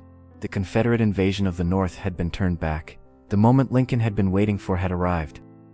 On the 22nd of September, 1862, Lincoln issued the preliminary Emancipation Proclamation, announcing that on the 1st of January, 1863, all persons held as slaves within any state or designated part of a state, the people whereof shall then be in rebellion against the United States, shall be then, thenceforward, and forever free. The proclamation was a document of carefully calibrated legal construction, rather than a sweeping moral declaration. It applied only to enslaved people in Confederate-controlled territory, not to those in the border states that remained in the Union, not to those in areas of the South already under Union military control, and not to those in any state that returned to the Union before January 1st. Its immediate practical effect on the enslaved population of the Confederacy was limited, since the Union had no mechanism for enforcing it in Confederate-held territory. Lincoln's critics, then and since, have noted these limitations and argued that the proclamation freed the slaves where Lincoln had no power to free them, and left them enslaved where he did have such power. These criticisms, while factually accurate, miss the fundamental significance of what Lincoln had done. The Emancipation Proclamation transformed the Civil War from a conflict over the restoration of the Union into a war for human freedom. It made explicit what had always been implicit, that a Union victory meant the end of slavery, and that a Confederate victory meant its perpetuation and expansion. It placed the moral weight of human liberty behind the Union cause in a way that made European intervention on behalf of the Confederacy politically impossible, regardless of what the British and French governments might privately prefer. It gave the 4 million enslaved people of the South reason to understand that the Union Army was their army, the Union cause their cause, and began the process by which black men would eventually take up arms in that cause in numbers that would prove militarily significant, and it gave the war the moral clarity that Lincoln had long believed it required. The Civil War was now, officially and irrevocably, a war about slavery. It had always been. Now everyone knew it. The Emancipation Proclamation took effect on the 1st of January, 1863, but the months between its preliminary announcement in September of 1862 and the opening of the new year brought the Union cause to some of its darkest hours. The Army of the Potomac, now under its third commander in less than 6 months, was about to suffer one of the most devastating defeats of the entire war, a defeat so complete and so costly that it shook Northern public confidence in the war effort to its foundations, and brought the Lincoln administration closer to political collapse than it had been at any point since the firing on Fort Sumter. The battle that produced this crisis was fought at a small Virginia city on the south bank of the Rappahannock River, a place whose name became synonymous with futile courage and incompetent generalship, a place where 11,000 Union soldiers died or were wounded in a single afternoon advancing against a position that no army in the world could have taken by direct assault. The place was Fredericksburg, and what happened there on the 13th of December, 1862, was a catastrophe that the Union Army of the Potomac and the people who sent it forward deserved to understand completely, because understanding it was the only way to ensure that nothing like it happened again. Ambrose Burnside, who had replaced McClellan in command of the Army of the Potomac, was a physically imposing man with magnificent facial whiskers that inspired the word sideburns, and a personal reputation for honesty and decency that made him genuinely well liked by both his superiors and his subordinates. He was also, as he himself acknowledged with a candor that was almost heartbreaking, not competent to command so large an army. He had twice refused the command when it was offered before McClellan's final removal, arguing that he lacked the ability for so great a responsibility.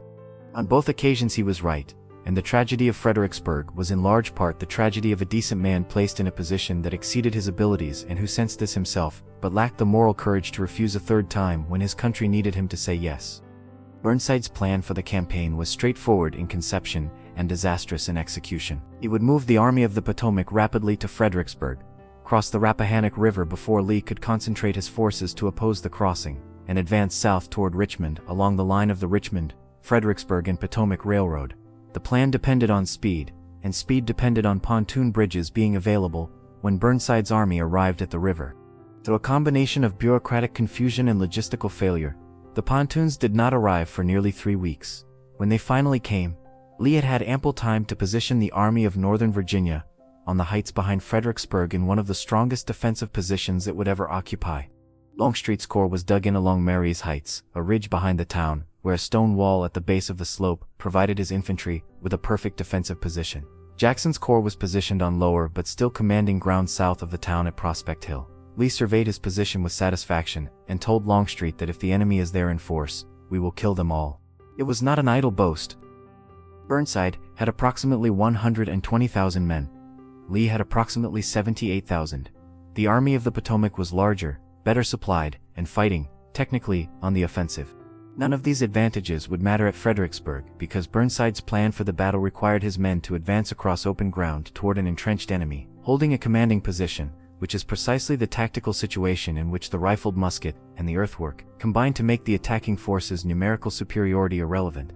The Civil War-era soldier carried a Springfield or Enfield rifle musket that was accurate to approximately 300 yards in the hands of a decent marksman, dramatically more lethal than the smoothbore muskets of previous wars. The tactical doctrines inherited from those earlier wars, which called for infantry to advance in close formation and carry a position with the bayonet after a brief exchange of fire, had been rendered catastrophically obsolete by the rifled musket. The men who designed the battles of the Civil War were still learning this lesson, and they were learning it in the hardest possible way, at the cost of the men they commanded. The battle began on the 11th and 12th of December with the crossing of the Rappahannock, which was contested by Confederate sharpshooters in the buildings of Fredericksburg town, who inflicted significant casualties on the Union engineers attempting to lay the pontoon bridges. Union artillery eventually suppressed the sharpshooters by bombarding the town so heavily that much of it was left in ruins, and Union infantry crossed in boats to clear the remaining defenders street by street in some of the first significant urban combat of the war. By the evening of the 12th, the Army of the Potomac was across the river in force, its men sheltering in the ruins of Fredericksburg while Lee's army waited on the heights above. On the morning of the 13th of December, Burnside launched his assault. To the south, a Union attack against Jackson's position at Prospect Hill achieved a brief, stunning success when a Pennsylvania brigade under General George Meade found a gap in Jackson's line created by the wooded swampy ground that Jackson had mistakenly assumed was impassable, and drove through it nearly half a mile before Confederate reserves sealed the breach and drove the Pennsylvanians back. Had Burnside supported Meade's breakthrough with immediate reinforcements, the right flank of the Confederate army might have collapsed. Instead, the supporting divisions arrived too late, the moment was lost, and after further costly and fruitless attacks the southern portion of the battle settled into a stalemate. The real catastrophe unfolded north of the town, against Marye's Heights. The ground between the edge of Fredericksburg and the base of the heights was open, gently rising, bisected by a mill-race canal that channeled attacking infantry into predictable approaches, and dominated completely by the Confederate artillery on the heights and the Confederate infantry crouched behind the stone wall at the base of the slope. To reach the stone wall, a Union soldier had to cross approximately 400 yards of open ground under fire from the heights above and from the wall directly ahead. The distance was not great. 400 yards is not far to walk. It is a very long way to walk into the concentrated fire of veterans in an excellent defensive position, armed with rifled muskets and supported by well-sighted artillery. No Union soldier reached the stone wall that day. 14 separate assaults were launched against Marye's Heights between noon and dusk, each one broken with devastating efficiency, each one adding to the carpet of blue uniformed dead and wounded that covered the ground before the wall. Union soldiers who had advanced as far as a slight depression in the ground approximately 150 yards from the wall, sheltered there for hours, unable to advance or retreat, listening to the cries of the wounded around them, while the December light faded. The Irish Brigade, one of the most celebrated units in the Army of the Potomac, composed largely of Irish immigrants from New York and other northeastern cities who had made their patriotism to their adopted country a matter of personal and community honor, advanced against Morais Heights in the early afternoon with sprigs of boxwood in their caps, the closest thing to the shamrocks of home that the Virginia winter offered. Their chaplain, Father William Corby, had given them general absolution before they stepped off. They went forward with magnificent courage and were shredded by the Confederate fire like every unit before them and after them. Of the 1,200 men who advanced, over 500 were casualties within minutes. When Lee watched the charges against Morais Heights from his position on the heights, he turned to Longstreet and said, with a pensive sadness that has resonated ever since, "It is well that war is so terrible, otherwise we should grow too fond of it." The Army of the Potomac withdrew across the Rappahannock on the night of the 15th of December, leaving behind approximately 12,800 casualties, killed, wounded, and missing. Confederate losses were approximately 5,000. The disproportion reflected the tactical situation with brutal arithmetic. Burnside, shattered by the disaster, proposed to personally lead another assault across the river with his old corps in what would have amounted to a suicidal gesture of atonement. His subordinates talked him out of it.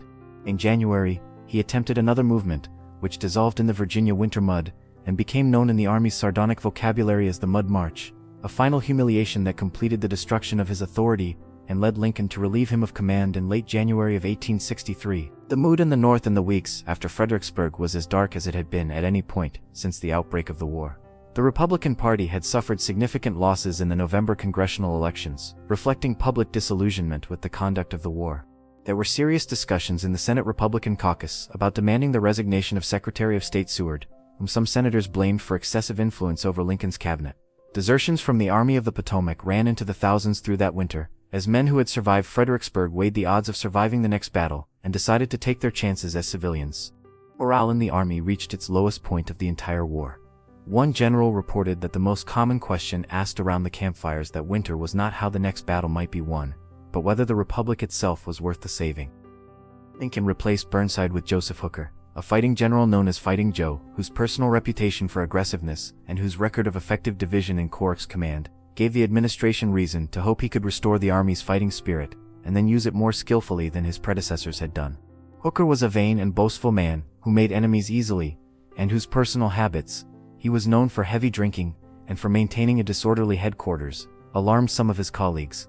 He also had genuine administrative gifts, and he spent the winter of 1862-63 reorganizing the Army of the Potomac with impressive effectiveness, improving the food and the camp conditions, instituting a system of corps badges that gave the men a unit identity they took pride in, reorganizing the cavalry into a corps that could operate effectively instead of being scattered in small detachments across the Army, and generally restoring a degree of morale and confidence to a force that had been battered nearly to demoralization.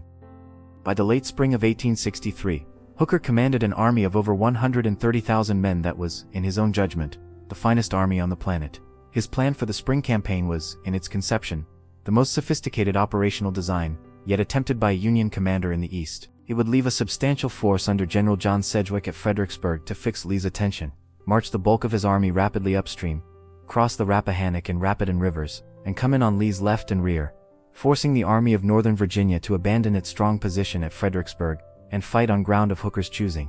If it worked, Lee would be caught between two Union forces and potentially destroyed.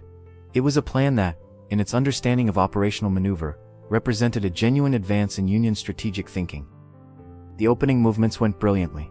Hooker's flanking force crossed the rivers and concentrated around a crossroads in the dense forest of the Virginia wilderness known as Chancellorsville by the end of April. Having achieved complete surprise, Lee's army was apparently caught between two superior Union forces with no good option available. Hooker's confidence was immense. The rebel army, he declared, was the legitimate property of the Army of the Potomac. It was exactly the kind of premature announcement of triumph that the military gods punish most severely. What happened next demonstrated, as conclusively as any engagement of the entire war, the quality of Robert E. Lee as a military commander and the terrible danger of underestimating him. Facing a numerically superior enemy with forces both in front of and behind him, Lee did what conventional military wisdom said was impossible.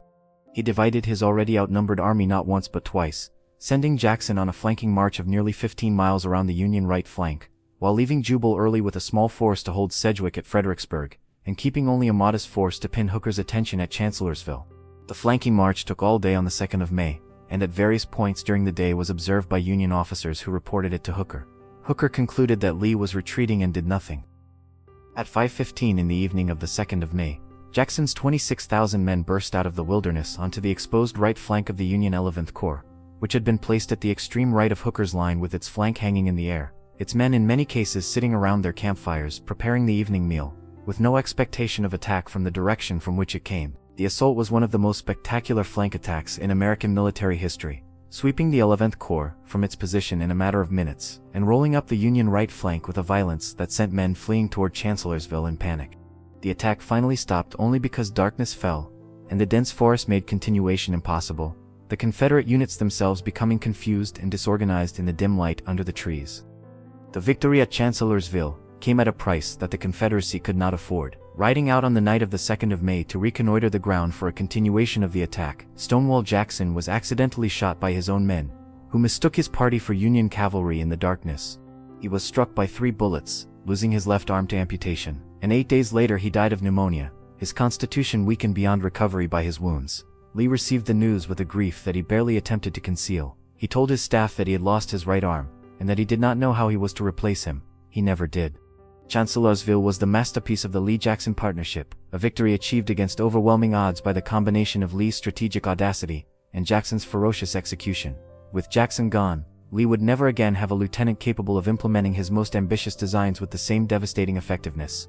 The loss of Stonewall Jackson at Chancellorsville was, in the long perspective of the war, as consequential as any Confederate defeat on the battlefield. There are battles that decide campaigns, and there are battles that decide wars, and there are battles that decide the fate of nations. Gettysburg was all 3. Fought over 3 days in the first days of July, 1863, in the fields and orchards and rocky hillsides of a small Pennsylvania market town that had previously been known primarily for its tanneries and its Lutheran seminary. It was the largest battle ever fought on North American soil, involving approximately 165,000 men on both sides, and it produced casualties, approximately 51,000 dead, wounded, and missing combined, that have never been exceeded on this continent before or since. It was the high water mark of the Confederacy, the moment at which the Army of Northern Virginia came closest to achieving the decisive victory on Northern soil that Confederate strategy required, and it was the moment at which that possibility was extinguished forever. After Gettysburg, the Confederacy could still fight, and it would fight with extraordinary tenacity for nearly 2 more years, but it could not win. The arithmetic of the war, the fundamental imbalance between the resources of the Union and the Confederacy, would from this point forward grind the South toward an inevitable defeat that only the North's own exhaustion and political will could have prevented.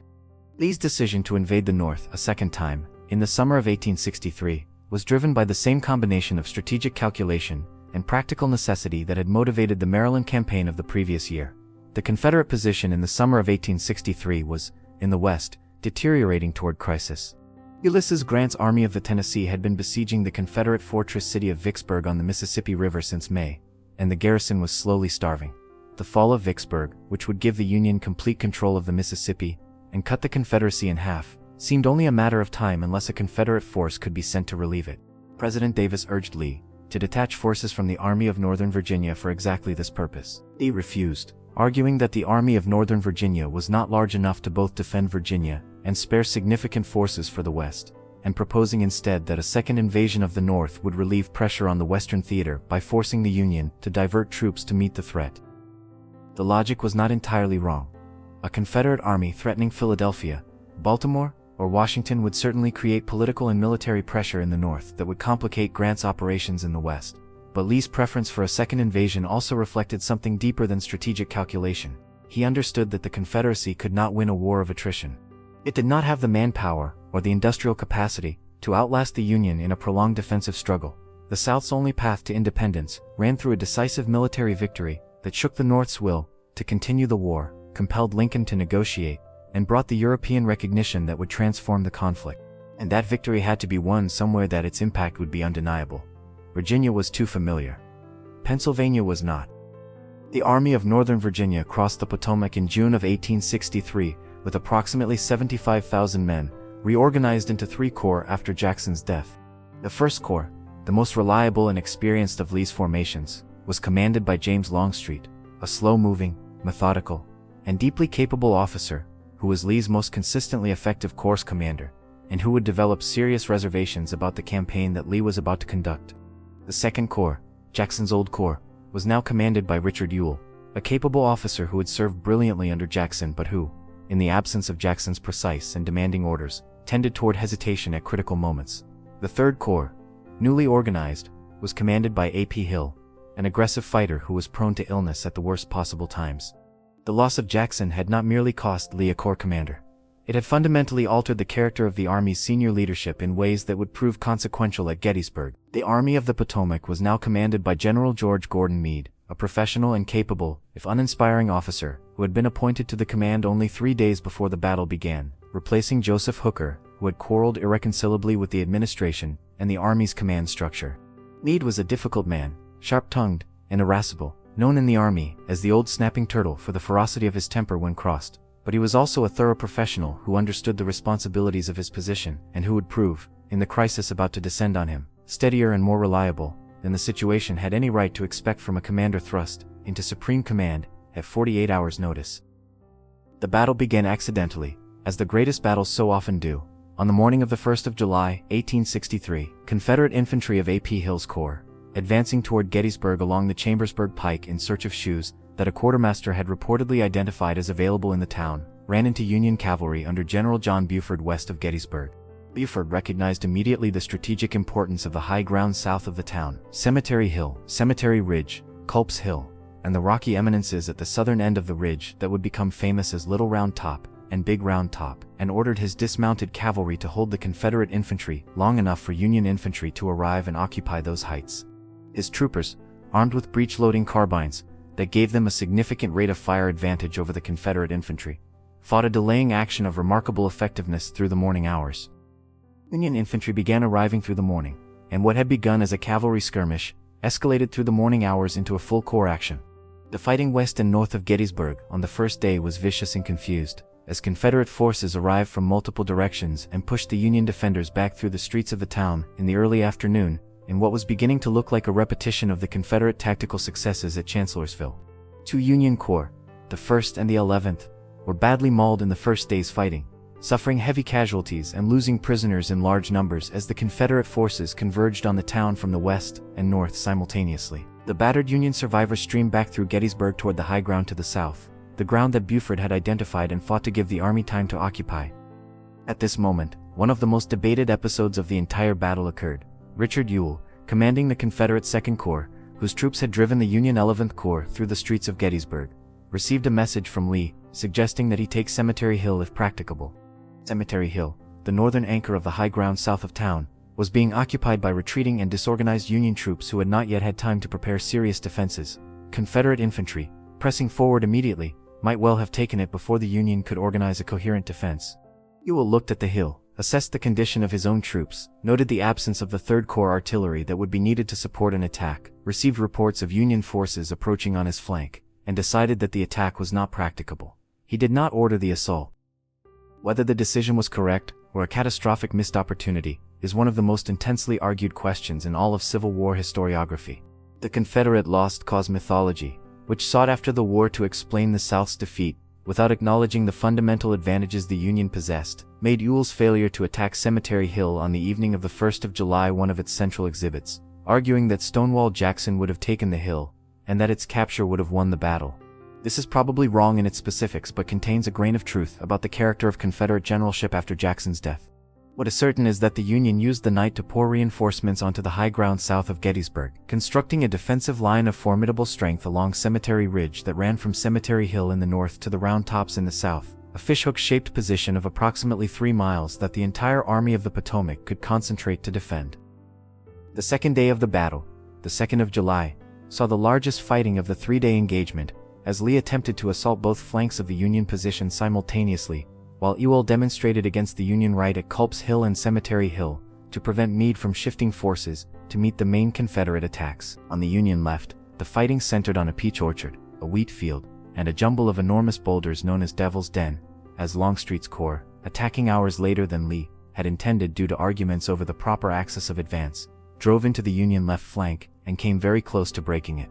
The fighting in the wheat field and the peach orchard was among the most savage of the entire battle, with units from both sides suffering casualty rates that stripped entire regiments to handfuls of survivors. The crisis of the second day came at Little Round Top, the rocky eminence at the southern end of Cemetery Ridge whose possession was essential to the integrity of the entire Union defensive line. If Confederate infantry could seize Little Round Top, they could enfilade the entire Union position on Cemetery Ridge with artillery and make it untenable. By what seemed at the time, and seems in retrospect, like pure providential chance, the hill was unoccupied by Union infantry when the Confederate assault began. Gouverneur Warren, the Army of the Potomac's chief engineer, happened to ride to the summit to assess the situation, realized with sudden horror that the hill was empty, and frantically redirected approaching Union infantry to its defense with minutes to spare before the Confederate assault reached its base. The defense of Little Round Top by the 20th Maine Infantry Regiment, commanded by a former college professor of rhetoric named Joshua Lawrence Chamberlain, became one of the most celebrated episodes in American military history. The regiment held the extreme left of the Union line, the end of the fishhook, with orders from its brigade commander that it must hold at all costs, as it was the flank of the entire army. For over an hour, the 20th Maine repulsed repeated attacks by Alabama infantry, its own line bending and flexing under the pressure, its casualties mounting steadily. When the regiment's ammunition was nearly exhausted and another Confederate assault was forming, Chamberlain made the decision that has been discussed in military classrooms ever since. Facing the choice between retreating and being destroyed, he ordered his men to fix bayonets and charge downhill into the attacking Confederates. The unexpected charge, delivered at the moment when the Confederates expected the Union line finally to break, shattered the Confederate assault and secured the flank of the Union Army. Little Round Top held, and with it the entire Union position at Gettysburg. The third day, the 3rd of July, brought the action that has defined Gettysburg in American memory and mythology ever since. Lee had attacked both flanks of the Union position on the second day, and had failed to break either, though at enormous cost. His reasoning for what he planned on the third day has been debated ever since, and the debate begins with Longstreet, who argued against it with every argument at his disposal, and who later said that the charge was the saddest moment of his life because he knew before it began what its result would be. Lee proposed to mass approximately 12,500 men, under the overall command of General George Pickett, whose division had not fought on the previous days, and send them across nearly a mile of open ground against the center of the Union position on Cemetery Ridge, preceded by the most intense artillery bombardment the Confederates could assemble, in an assault that Lee believed would break the Union line at its center and win the battle. The artillery bombardment that preceded the charge lasted approximately 2 hours, and was the largest concentration of Confederate artillery fire of the entire war. It was also, in its tactical effect, largely ineffective. The Confederate gunners, unable to see clearly through the smoke accumulating over the battlefield, consistently overshot the Union infantry on the ridge, their shells falling harmlessly in the rear areas. The Union artillery on Cemetery Ridge, under orders from its chief of artillery Henry Hunt, deliberately reduced its fire during the bombardment to conserve ammunition for the infantry assault that Hunt correctly anticipated was coming, allowing the Confederate gunners to interpret the reduction as evidence that their fire had been effective. When the bombardment ceased and the Confederate infantry stepped out of the tree line along Seminary Ridge and began their advance across the open fields towards Cemetery Ridge, the sight was one that observers on both sides remembered for the rest of their lives. 12,500 men, arranged in a line nearly a mile wide, flags flying in ranks dressed as though on parade, advancing across open ground in the full heat of a July afternoon. The Union artillery opened on them immediately, cutting swaths through the Confederate lines with case shot and canister. The Confederate formations closed their gaps and kept advancing. At shorter range the Union infantry joined the artillery, pouring rifle fire into the advancing mass. The Confederate formations continued to advance, their numbers diminishing with every step, closing on the ridge with a determination and courage that their opponents acknowledged even as they were killing them. At a low stone wall along the crest of Cemetery Ridge, near an angle in the wall that became known simply as the Angle, a remnant of the Confederate force, perhaps 5,000 of the original 12,500, reached the Union line and briefly penetrated it. For a few minutes, in the smoke and noise and chaos of the Angle, it seemed possible that the charge had succeeded. General Lewis Armistead, one of the Confederate brigade commanders, crossed the wall with his hat on the point of his sword as a rallying signal, and placed his hand on a Union artillery piece, the deepest penetration of the Confederate assault. He was almost immediately shot down, mortally wounded. The Union defenders closed in from 3 sides, and the penetration was sealed. The Confederate survivors turned and walked back across the field, decimated and broken, the advance having failed entirely. Lee rode out to meet his returning men with an expression of calm that his subordinates found almost incomprehensible given what had just happened, telling them repeatedly that it was all my fault, accepting personal responsibility with a grace that was genuine, but could not restore the dead or undo the defeat. The charge that history calls Pickett's Charge had cost the Army of Northern Virginia approximately 6,000 to 7,000 casualties in less than an hour. Of the approximately 3 brigades that reached the Union line, most of the men were casualties. George Pickett's division, which had formed the center of the assault, was effectively destroyed as a fighting force. Pickett himself, when Lee later asked him to rally his division for a potential Union counterattack, replied with a bitterness he never entirely abandoned, "General Lee, I have no division." The Army of Northern Virginia retreated to Virginia after the battle, its losses at Gettysburg totaling approximately 28,000 men killed, wounded, or missing out of the 75,000 engaged, a casualty rate of over 37% that the Confederacy, with its smaller manpower base, could not replace. Meade followed cautiously, allowing Lee's army to cross the Potomac before any decisive blow could be struck, a failure that infuriated Lincoln but reflected the exhausted condition of the Union Army, which had suffered approximately 23,000 casualties of its own. On the same day that Lee's army retreated from Gettysburg, the 4th of July, 1863, Vicksburg surrendered to Grant, giving the Union complete control of the Mississippi River. The twin disasters of Gettysburg and Vicksburg in the same week represented a turning point from which the Confederacy would never recover. The high tide had come, and receded, and would not come again. The fall of Vicksburg on the 4th of July, 1863, combined with the defeat at Gettysburg the day before, represented the moment at which the strategic balance of the Civil War shifted irrevocably in the Union's favor. But irrevocable does not mean immediate, and the road from that pivotal summer to the final Confederate surrender would prove to be longer, bloodier, and more psychologically devastating than anyone in the summer of 1863 was willing to acknowledge. The Confederacy retained formidable military forces, gifted commanders, the inherent defensive advantages of fighting on home soil, and the one asset that had always been its most powerful weapon against a materially superior opponent: the ability to make the cost of continued war so high that the Northern public lost the will to pay it. The Confederate strategy in the final 2 years of the war was not to win in any conventional military sense but to survive long enough for the North to give up, to hold on through election cycles and battlefield reverses and the grinding accumulation of casualties until the Union's democratic political system produced a president willing to negotiate peace on terms that amounted to Confederate independence. It very nearly worked. The 18 months between the summer of 1863 and the election of November 1864 were the period in which the war came closest to being decided in favor of the Confederacy, not on the battlefield but at the ballot box.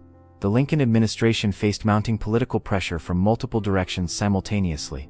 The Copperhead movement, the peace faction of the Democratic Party, centered in the Midwest under the leadership of politicians like Clement Vallandigham of Ohio, argued with increasing effectiveness that the war had been transformed by the Emancipation Proclamation from a conflict to restore the Union into an abolitionist crusade that no patriotic white American should be asked to support. The institution of the military draft in March of 1863, the first in American history, produced violent resistance in several northern cities, most catastrophically in New York in July of 1863, where 4 days of rioting killed approximately 120 people, the majority of them black New Yorkers targeted by mobs who resented being conscripted to fight a war that they perceived as being fought for the benefit of people they despised.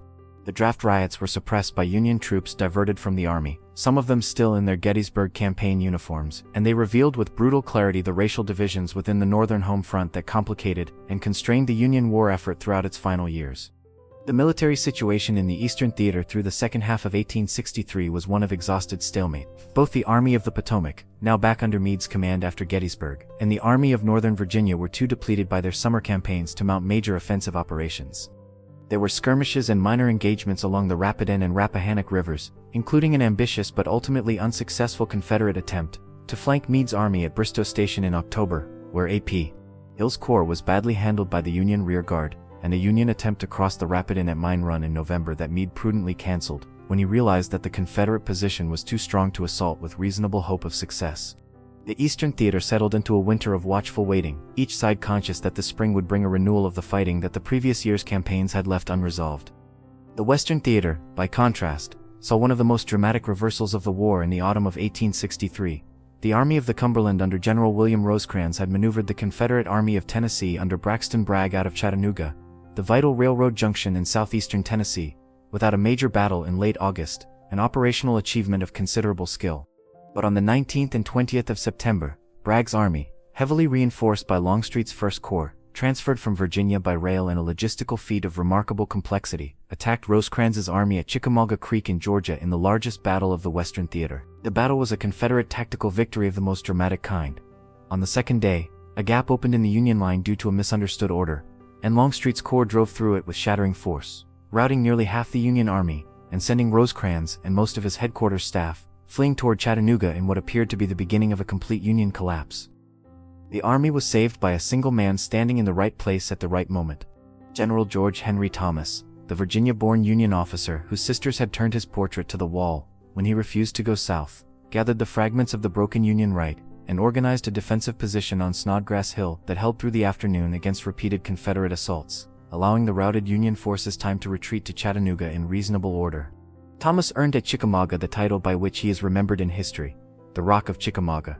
His stand was one of the great individual acts of military leadership of the entire war, and it saved the Army of the Cumberland from destruction at the cost of making the Union's position in Chattanooga desperately vulnerable.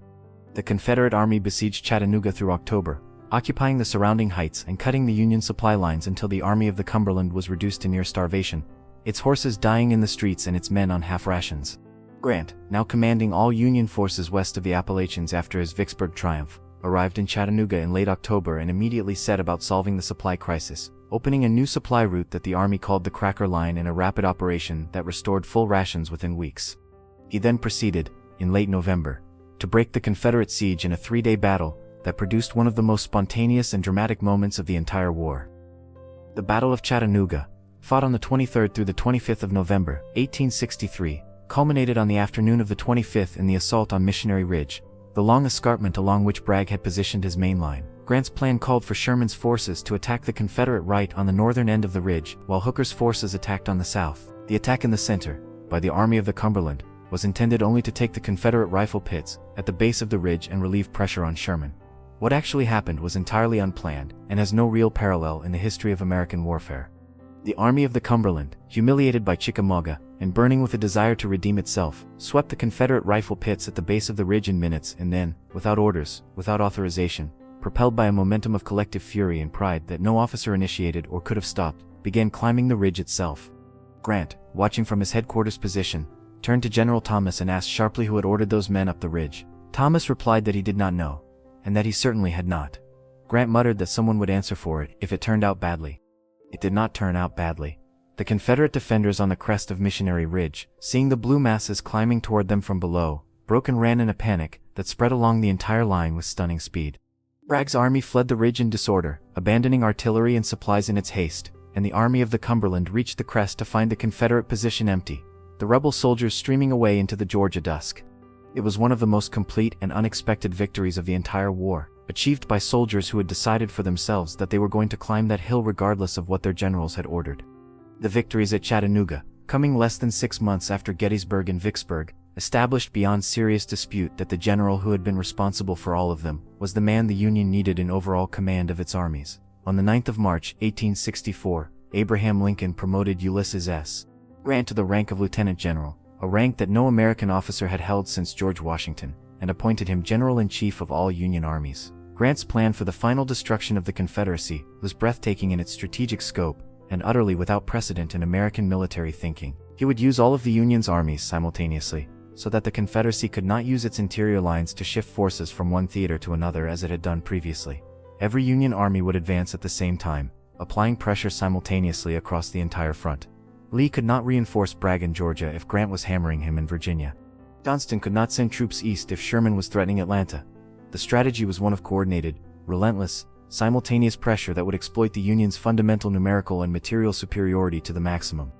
Grant himself chose to accompany the Army of the Potomac in the field, not technically superseding Meade in command, but effectively directing the Army's strategic movements, leaving Meade responsible for tactical execution. The relationship was awkward but functional, and it placed Grant at the center of the war's most important theater, face to face with the opponent, whose quality he had never underestimated. On the 4th of May, 1864, the Army of the Potomac crossed the Rapidan River and entered the dense, tangled forest of the Virginia wilderness, the same ground where Lee had destroyed Hooker's army almost exactly a year before. Lee attacked immediately, before Grant could pass through the wilderness, and reach the more open ground to the south where the Union's superior numbers and artillery could be brought to bear more effectively. The Battle of the Wilderness, fought on the 5th and 6th of May in conditions of nightmarish confusion, with units losing their direction in the dense forest, fires breaking out in the dry underbrush and burning wounded men alive, and visibility sometimes reduced to a few yards, produced approximately 29,000 Union casualties in 2 days of fighting. The figures were comparable to Chancellorsville, and the battle's outcome was similarly inconclusive. Previous Union commanders, after 2 days of fighting of this intensity, and with these casualties, had retreated north of the Rappahannock to rest and reorganize. It was what Lee expected. It was what the Army of the Potomac expected. It was not what Grant did. On the night of the 7th of May, the Army of the Potomac began moving not north but south, sidling around Lee's right flank toward the crossroads at Spotsylvania Courthouse. When the soldiers realized the direction of the march, that they were moving toward the enemy rather than away from him, the reaction was one of the most remarkable moments of the entire war.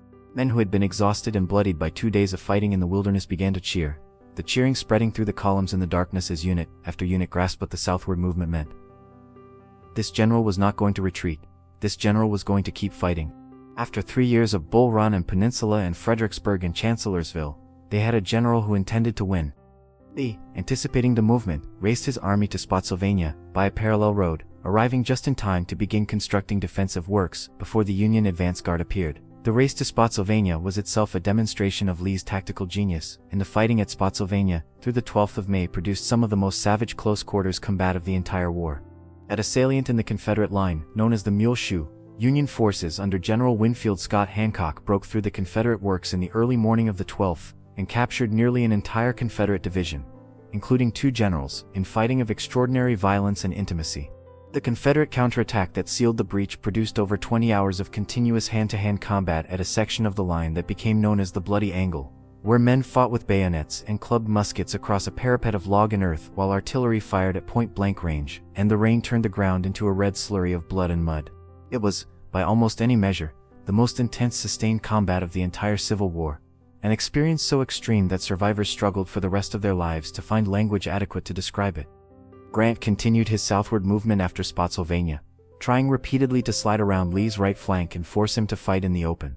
Lee matched each movement, constructing new defensive lines with the speed and engineering skill that had made his army so difficult to destroy, despite the casualties it was absorbing. The campaign moved through the North Anna River, through Totopotomoy Creek, to Cold Harbor, where Grant made the worst tactical decision of his career, ordering a frontal assault on the morning of the 3rd of June, against a Confederate position of formidable strength.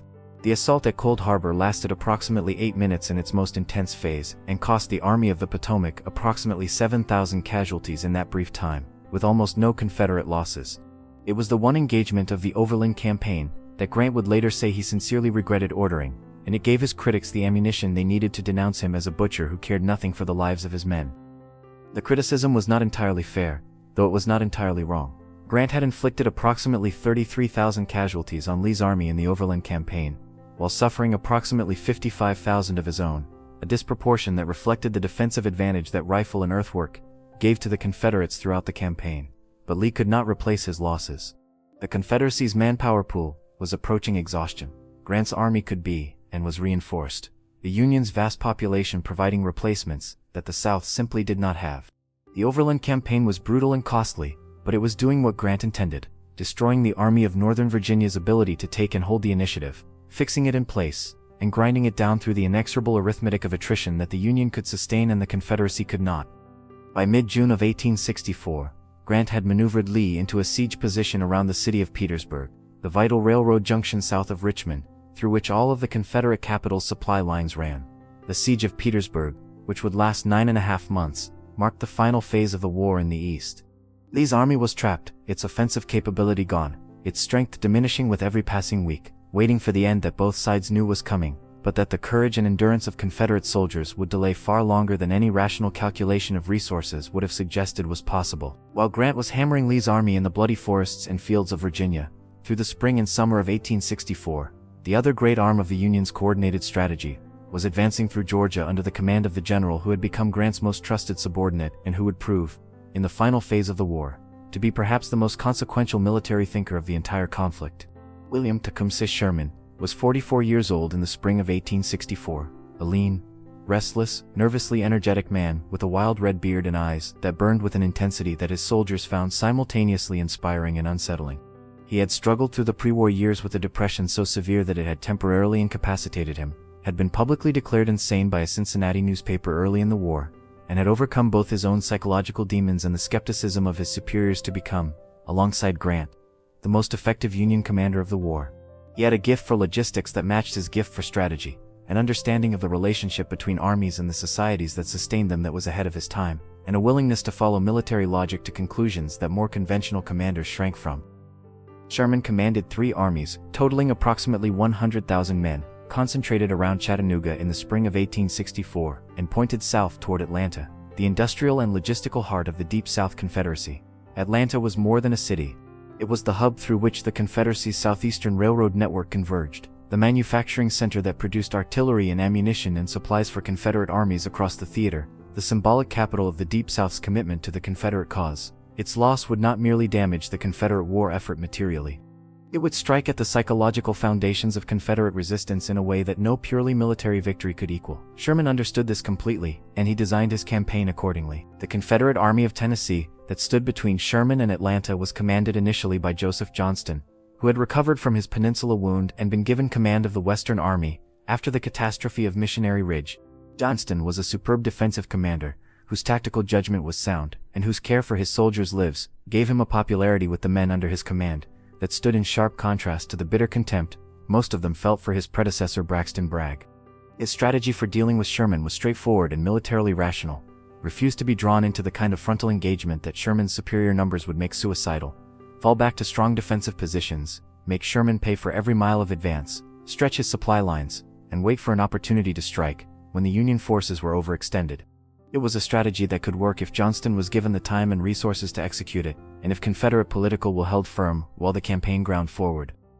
Sherman's response to Johnston's defensive strategy was equally elegant. He had no intention of attacking Johnston's prepared positions frontally, which would have been both costly and unnecessary. Instead, he used his 3 armies in a constantly rotating flanking movement, sending one force to demonstrate against the Confederate front, while another swung around the Confederate flank, threatening Johnston's supply line and forcing him to retreat rather than be cut off.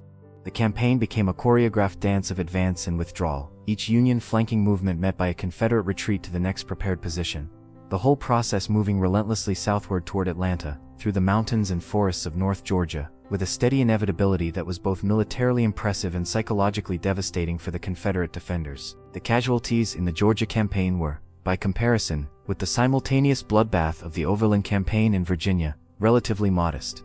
Sherman's flanking strategy avoided the catastrophic frontal assaults that characterized Grant's Wilderness and Cold Harbor engagements, and Johnston's refusal to stand and fight in untenable positions prevented the kind of decisive engagement that might have produced Gettysburg-scale losses on either side. The exception was the Battle of Kennesaw Mountain on the 27th of June, 1864, where Sherman, frustrated by the delays of constant flanking and hoping to break through Johnston's center, ordered a frontal assault on a strong Confederate position that produced approximately 3,000 Union casualties for minimal gain.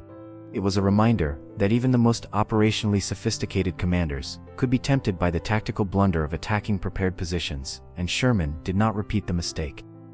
By mid-July, Johnston had retreated to the outskirts of Atlanta itself. The Confederate Army of Tennessee was still intact, still capable of fighting, and had inflicted significant casualties on Sherman's forces throughout the campaign. But Jefferson Davis, watching the steady southward retreat with mounting fury, and convinced that Johnston had no intention of defending Atlanta aggressively, made one of the most consequential and most criticized decisions of the entire war. On the 17th of July, 1864, Davis relieved Johnston of command and replaced him with General John Bell Hood. Hood was 33 years old, a physically striking Texan who had lost the use of his left arm at Gettysburg, and had had his right leg amputated after Chickamauga, and who had to be strapped into his saddle to ride. He was also one of the most aggressive tactical commanders in the Confederate Army, a fighter whose personal courage was unquestionable, and whose willingness to attack was exactly what Davis believed the situation in Georgia required. Johnston's careful defensive strategy, Davis concluded, had simply traded space for time without inflicting sufficient damage on Sherman's forces to alter the strategic equation. Hood would change that. Hood changed it, but not in the direction Davis had intended. In 3 major counteroffensives launched in quick succession in the last 2 weeks of July, Hood sent his army against Sherman's forces in attacks that displayed genuine tactical aggression, but that cost the Army of Tennessee casualties it could not afford. At Peachtree Creek on the 20th of July, at the Battle of Atlanta on the 22nd, and at Ezra Church on the 28th, Hood's forces attacked with courage and determination, and were repulsed with heavy losses each time. The combined Confederate casualties in these 3 battles exceeded 13,000 men, a rate of attrition that reduced the Army of Tennessee's effective strength by more than a quarter in less than 2 weeks. Sherman suffered casualties as well, but his superior numbers meant that the exchange rate favored the Union regardless of the tactical details of individual engagements. Atlanta fell on the 2nd of September, 1864, when Sherman completed the railroad south of the city. That was the last Confederate supply line, and Hood was forced to evacuate to prevent his army from being trapped. The fall of Atlanta was announced to the Northern public by Sherman, in a telegram whose laconic confidence perfectly captured his personality: "Atlanta is ours and fairly won." The political impact of Atlanta's fall was immediate and enormous, arriving at a moment when the Lincoln administration was in the deepest political crisis of the entire war, and when the president himself had privately concluded that he was almost certainly going to lose the November election. The summer of 1864 had been a period of political despair for Lincoln and the Republican Party that is difficult to fully appreciate from the perspective of subsequent history, where the Union victory and Lincoln's re-election seem almost foreordained. In August of 1864, they were neither. Grant's Overland campaign, for all its strategic logic, had produced casualty figures that shocked the Northern public. 55,000 Union casualties in 6 weeks, with no spectacular victories to show for them, and Lee's army still in the field, had given the peace faction in the Democratic Party its most powerful argument of the war. Horace Greeley, the New York Tribune editor who had once bellowed for forward to Richmond, was now secretly negotiating with Confederate agents in Canada, in the hope of arranging a peace conference. Convinced that Lincoln's war policy had failed, Republican Party leaders were privately discussing replacing Lincoln on the ticket with a more electable candidate. Lincoln himself, in late August of 1864, wrote a memorandum that he sealed and asked his cabinet members to sign without reading, a document that revealed the full depth of his political pessimism. The memorandum stated that it seemed exceedingly probable that this administration would not be re-elected, and instructed the cabinet on how to cooperate with the incoming Democratic administration to win the war before the new president took office. Lincoln believed, in late August of 1864, that he was going to lose the election, and that his likely successor was General George McClellan, running on a Democratic platform whose peace plan called for an armistice and negotiations that most observers understood would amount to Confederate independence. The fall of Atlanta, followed by Admiral David Farragut's capture of Mobile Bay in August and Philip Sheridan's devastating victories over Confederate General Jubal Early in the Shenandoah Valley in September and October, transformed the political landscape overnight. The military successes that the Northern public had been desperate for since the beginning of the Overland campaign arrived in rapid succession in the final months before the election, and with them came a dramatic reversal of political fortune. Lincoln won the election of November 8, 1864, with 55% of the popular vote and 212 electoral votes to McClellan's 21, carrying every state except New Jersey, Delaware, and Kentucky. The soldiers' vote, where it was counted, went overwhelmingly for Lincoln. The men who were doing the dying voted, by a large majority, to continue the war rather than accept a negotiated peace that would have preserved the institution for which they believed their comrades had died. The re-election of Lincoln sealed the Confederacy's fate. There would be no negotiated peace. The Union would fight until the Confederate armies were destroyed and Confederate resistance was ended, however long that took and whatever it cost. Jefferson Davis understood this as clearly as anyone, and his response was to demand continued sacrifice from a Confederate people who were being asked to endure privations and losses that would have broken most societies. His determination was genuine, his commitment to Confederate independence absolute, and his refusal to consider negotiations on any terms that implied the end of slavery unshakable. But determination and commitment could not replace the soldiers the Confederacy had lost, could not manufacture the food its people were going without, could not restore the railroads being steadily destroyed, could not reverse the desertion rate that was draining the Confederate armies of men who had simply decided that their family's survival took precedence over continued resistance. Sherman, meanwhile, was planning the operation that would become the most controversial and most consequential military movement of the final year of the war. After the fall of Atlanta, Hood's Army of Tennessee moved north to threaten Sherman's supply line, hoping to draw the Union Army back north in pursuit. Sherman declined the chase, sending George Thomas back to Tennessee with sufficient forces to deal with Hood, while he prepared for something entirely different. He proposed to cut loose from his supply lines entirely, march his army of approximately 60,000 men, southeast through the heart of Georgia from Atlanta to Savannah on the Atlantic coast, living off the land and destroying everything of military value along a path 60 miles wide. The March to the Sea, as it became known, was not primarily a military operation in the conventional sense. It was a strategic and psychological operation, designed to demonstrate to the Confederate population that the Confederate government could not protect them, that the war had come to their homes and farms and barns regardless of where the armies were fighting, and that the Confederacy's promises of protection and ultimate victory were hollow.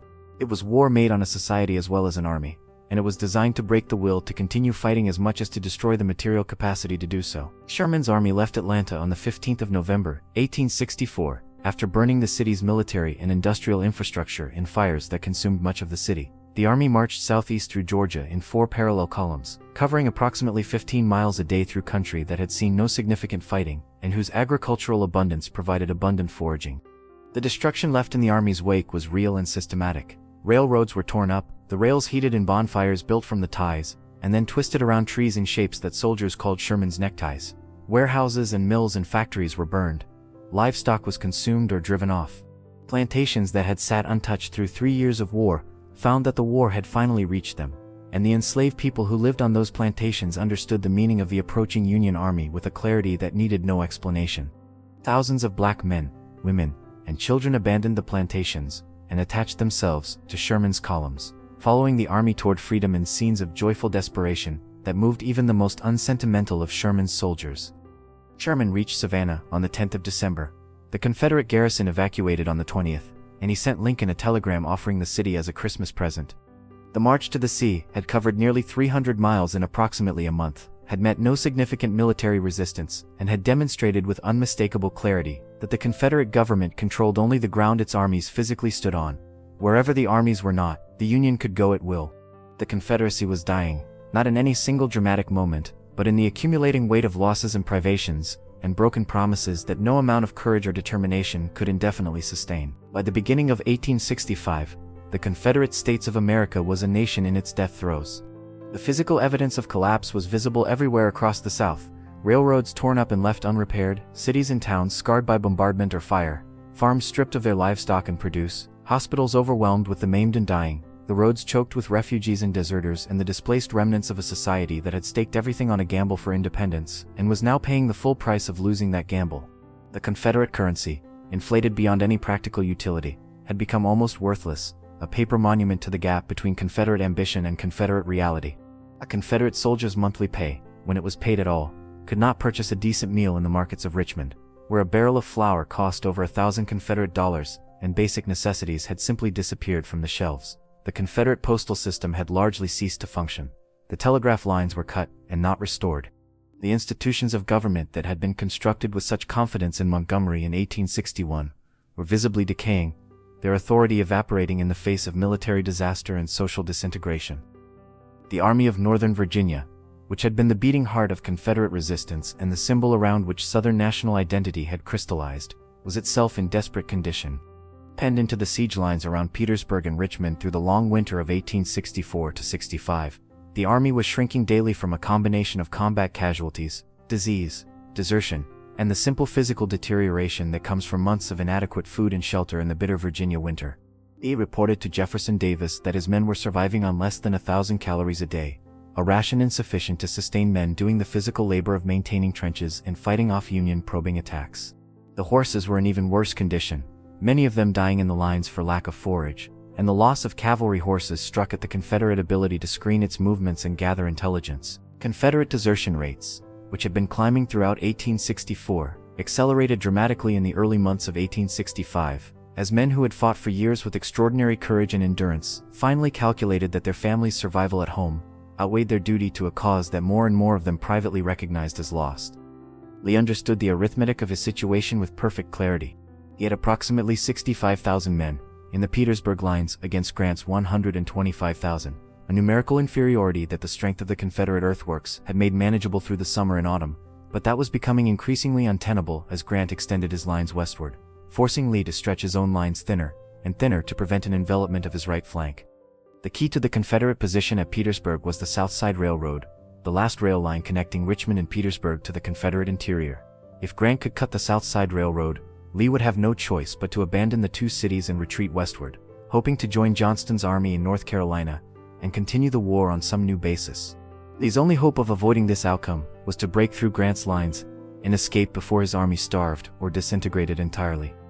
On the 25th of March, 1865, Lee launched his last offensive of the war, a desperate assault on the Union Fort Stedman on the eastern end of the Petersburg lines, designed to break through the Union position, force Grant to contract his lines, and potentially create the conditions for an escape to the south.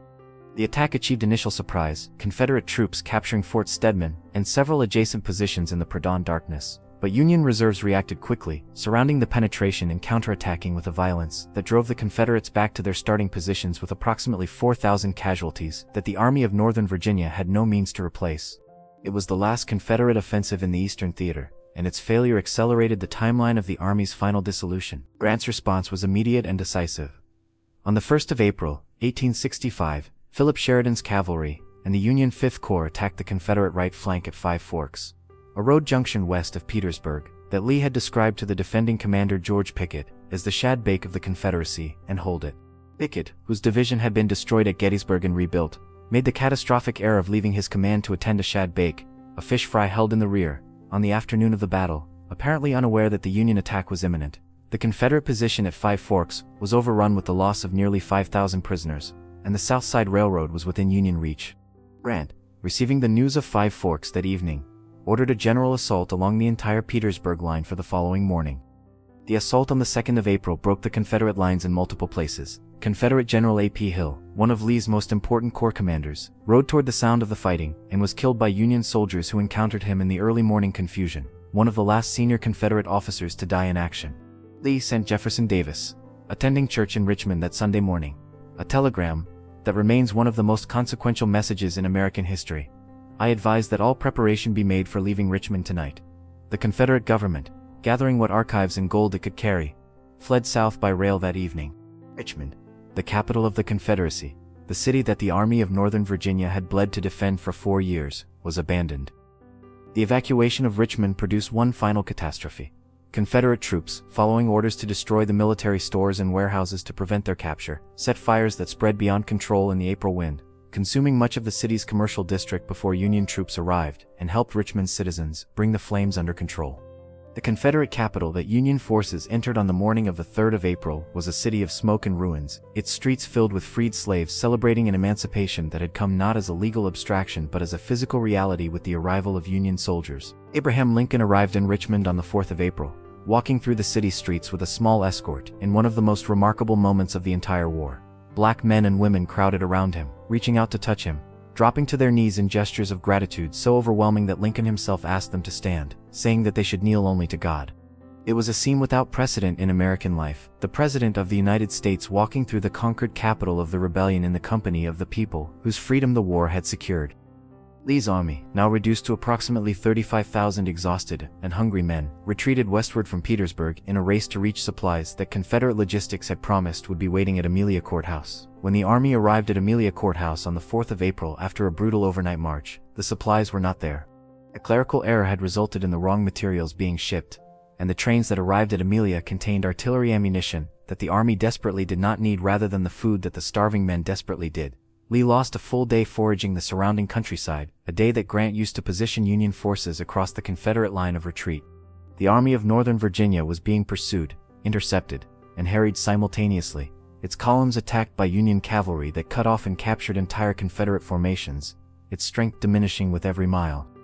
At Sailor's Creek on the 6th of April, approximately a quarter of Lee's remaining army was surrounded and captured in an engagement that Lee watched from a hillside, with an expression that one witness described as the first look of real distress he had seen on the general's face throughout the entire war. Lee turned to a subordinate and said simply, "My God, has the army dissolved?" It had not dissolved entirely, but what remained was barely recognizable as an army in any functional sense. Approximately 25,000 men continued the retreat westward, moving on foot and by sheer willpower through terrain that was rapidly closing around them on every side. Grant began sending messages to Lee on the 7th of April, asking him to consider the situation and surrender his army to avoid further bloodshed.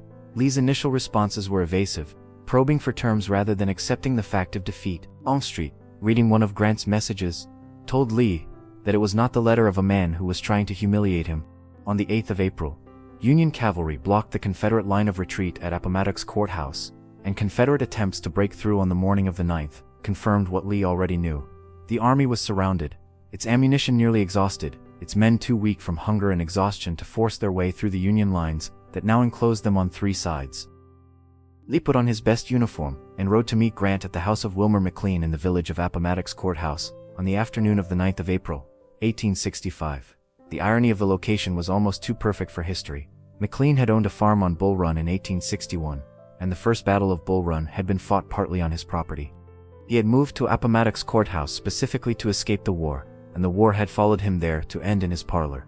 The contrast between the two commanders at the meeting was remarked upon by everyone present. Lee arrived in immaculate dress uniform with a jeweled sword at his side, the perfect embodiment of the Southern military tradition, meeting its end with every outward dignity intact. Grant arrived in a mud-spattered private's uniform with only his lieutenant general's straps to indicate his rank, direct and businesslike and genuinely uncomfortable with the ceremonial dimensions of the moment. The terms Grant offered were generous beyond what anyone had expected. Confederate officers and men would be paroled and allowed to return to their homes. Officers could keep their sidearms. Men who owned their own horses could keep them, for the spring planting. There would be no imprisonment, no trials for treason, no confiscation of personal property beyond the military stores. Grant then, on his own initiative, ordered Union commissary officers to supply food to the Confederate soldiers immediately, understanding that men who were hungry enough to continue fighting needed to eat before any demobilization could proceed. When Union artillery began firing salutes to celebrate the surrender, Grant ordered them stopped, saying that the Confederates were our countrymen again, and that the noise would not be appropriate. Lee signed the surrender documents, shook hands with Grant, and rode back to his army, where his men crowded around him in tears, some reaching out to touch him or his horse traveler in gestures of a grief too deep for words. Lee's surrender at Appomattox did not immediately end the war. Joseph Johnston's Army of Tennessee surrendered to Sherman in North Carolina on the 26th of April. The Confederate Trans-Mississippi armies surrendered in late May. Jefferson Davis, fleeing southward hoping to reach the Trans-Mississippi and continue the war, was captured by Union cavalry in Irwinville, Georgia on the 10th of May. Dressed reportedly in his wife's overcoat in an attempt at disguise that the Union press turned into a symbol of Confederate ignominy.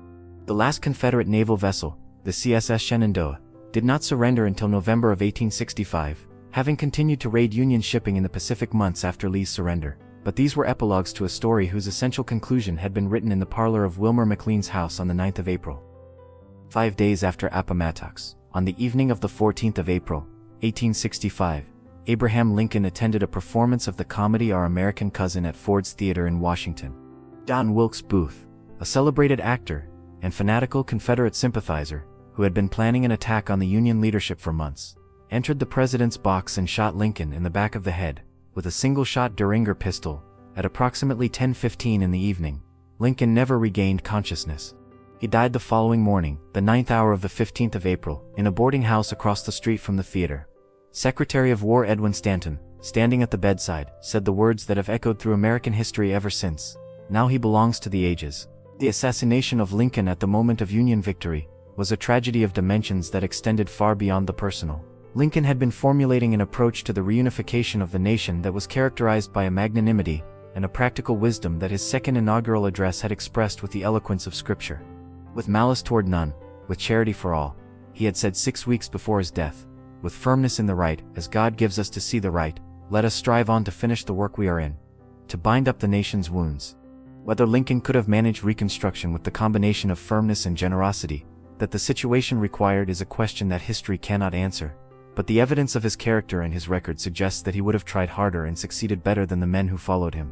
His successor, Andrew Johnson of Tennessee, was a man of narrow mind, fierce racial prejudice, and a stubbornness without any of Lincoln's political intelligence, and the Reconstruction policy that Johnson implemented was one that protected the former Confederate leadership, and left the freed people of the South almost entirely without the legal and economic protections that their freedom required to be meaningful. The Civil War cost approximately 620,000 lives by the most commonly cited estimates, though more recent scholarship suggests the true figure may be closer to 750,000, making it the deadliest conflict in American history, by a margin that no subsequent war has come close to approaching. It freed 4 million people from slavery, transformed the constitutional structure of the United States through the 13th, 14th, and 15th Amendments, and settled the question of whether the Union was a voluntary compact that any state could dissolve at will. The answer, written in blood across 4 years of the most terrible fighting Americans had ever done, or would ever do to each other, was no. The United States was a nation, indivisible, and it would remain so. What kind of nation it would be, and what the freedom purchased at such appalling cost would ultimately mean for the people who had been enslaved, were questions that the war had raised without answering, and that the generations that followed would spend a century and a half working out, with consequences that remain very much alive in American life today.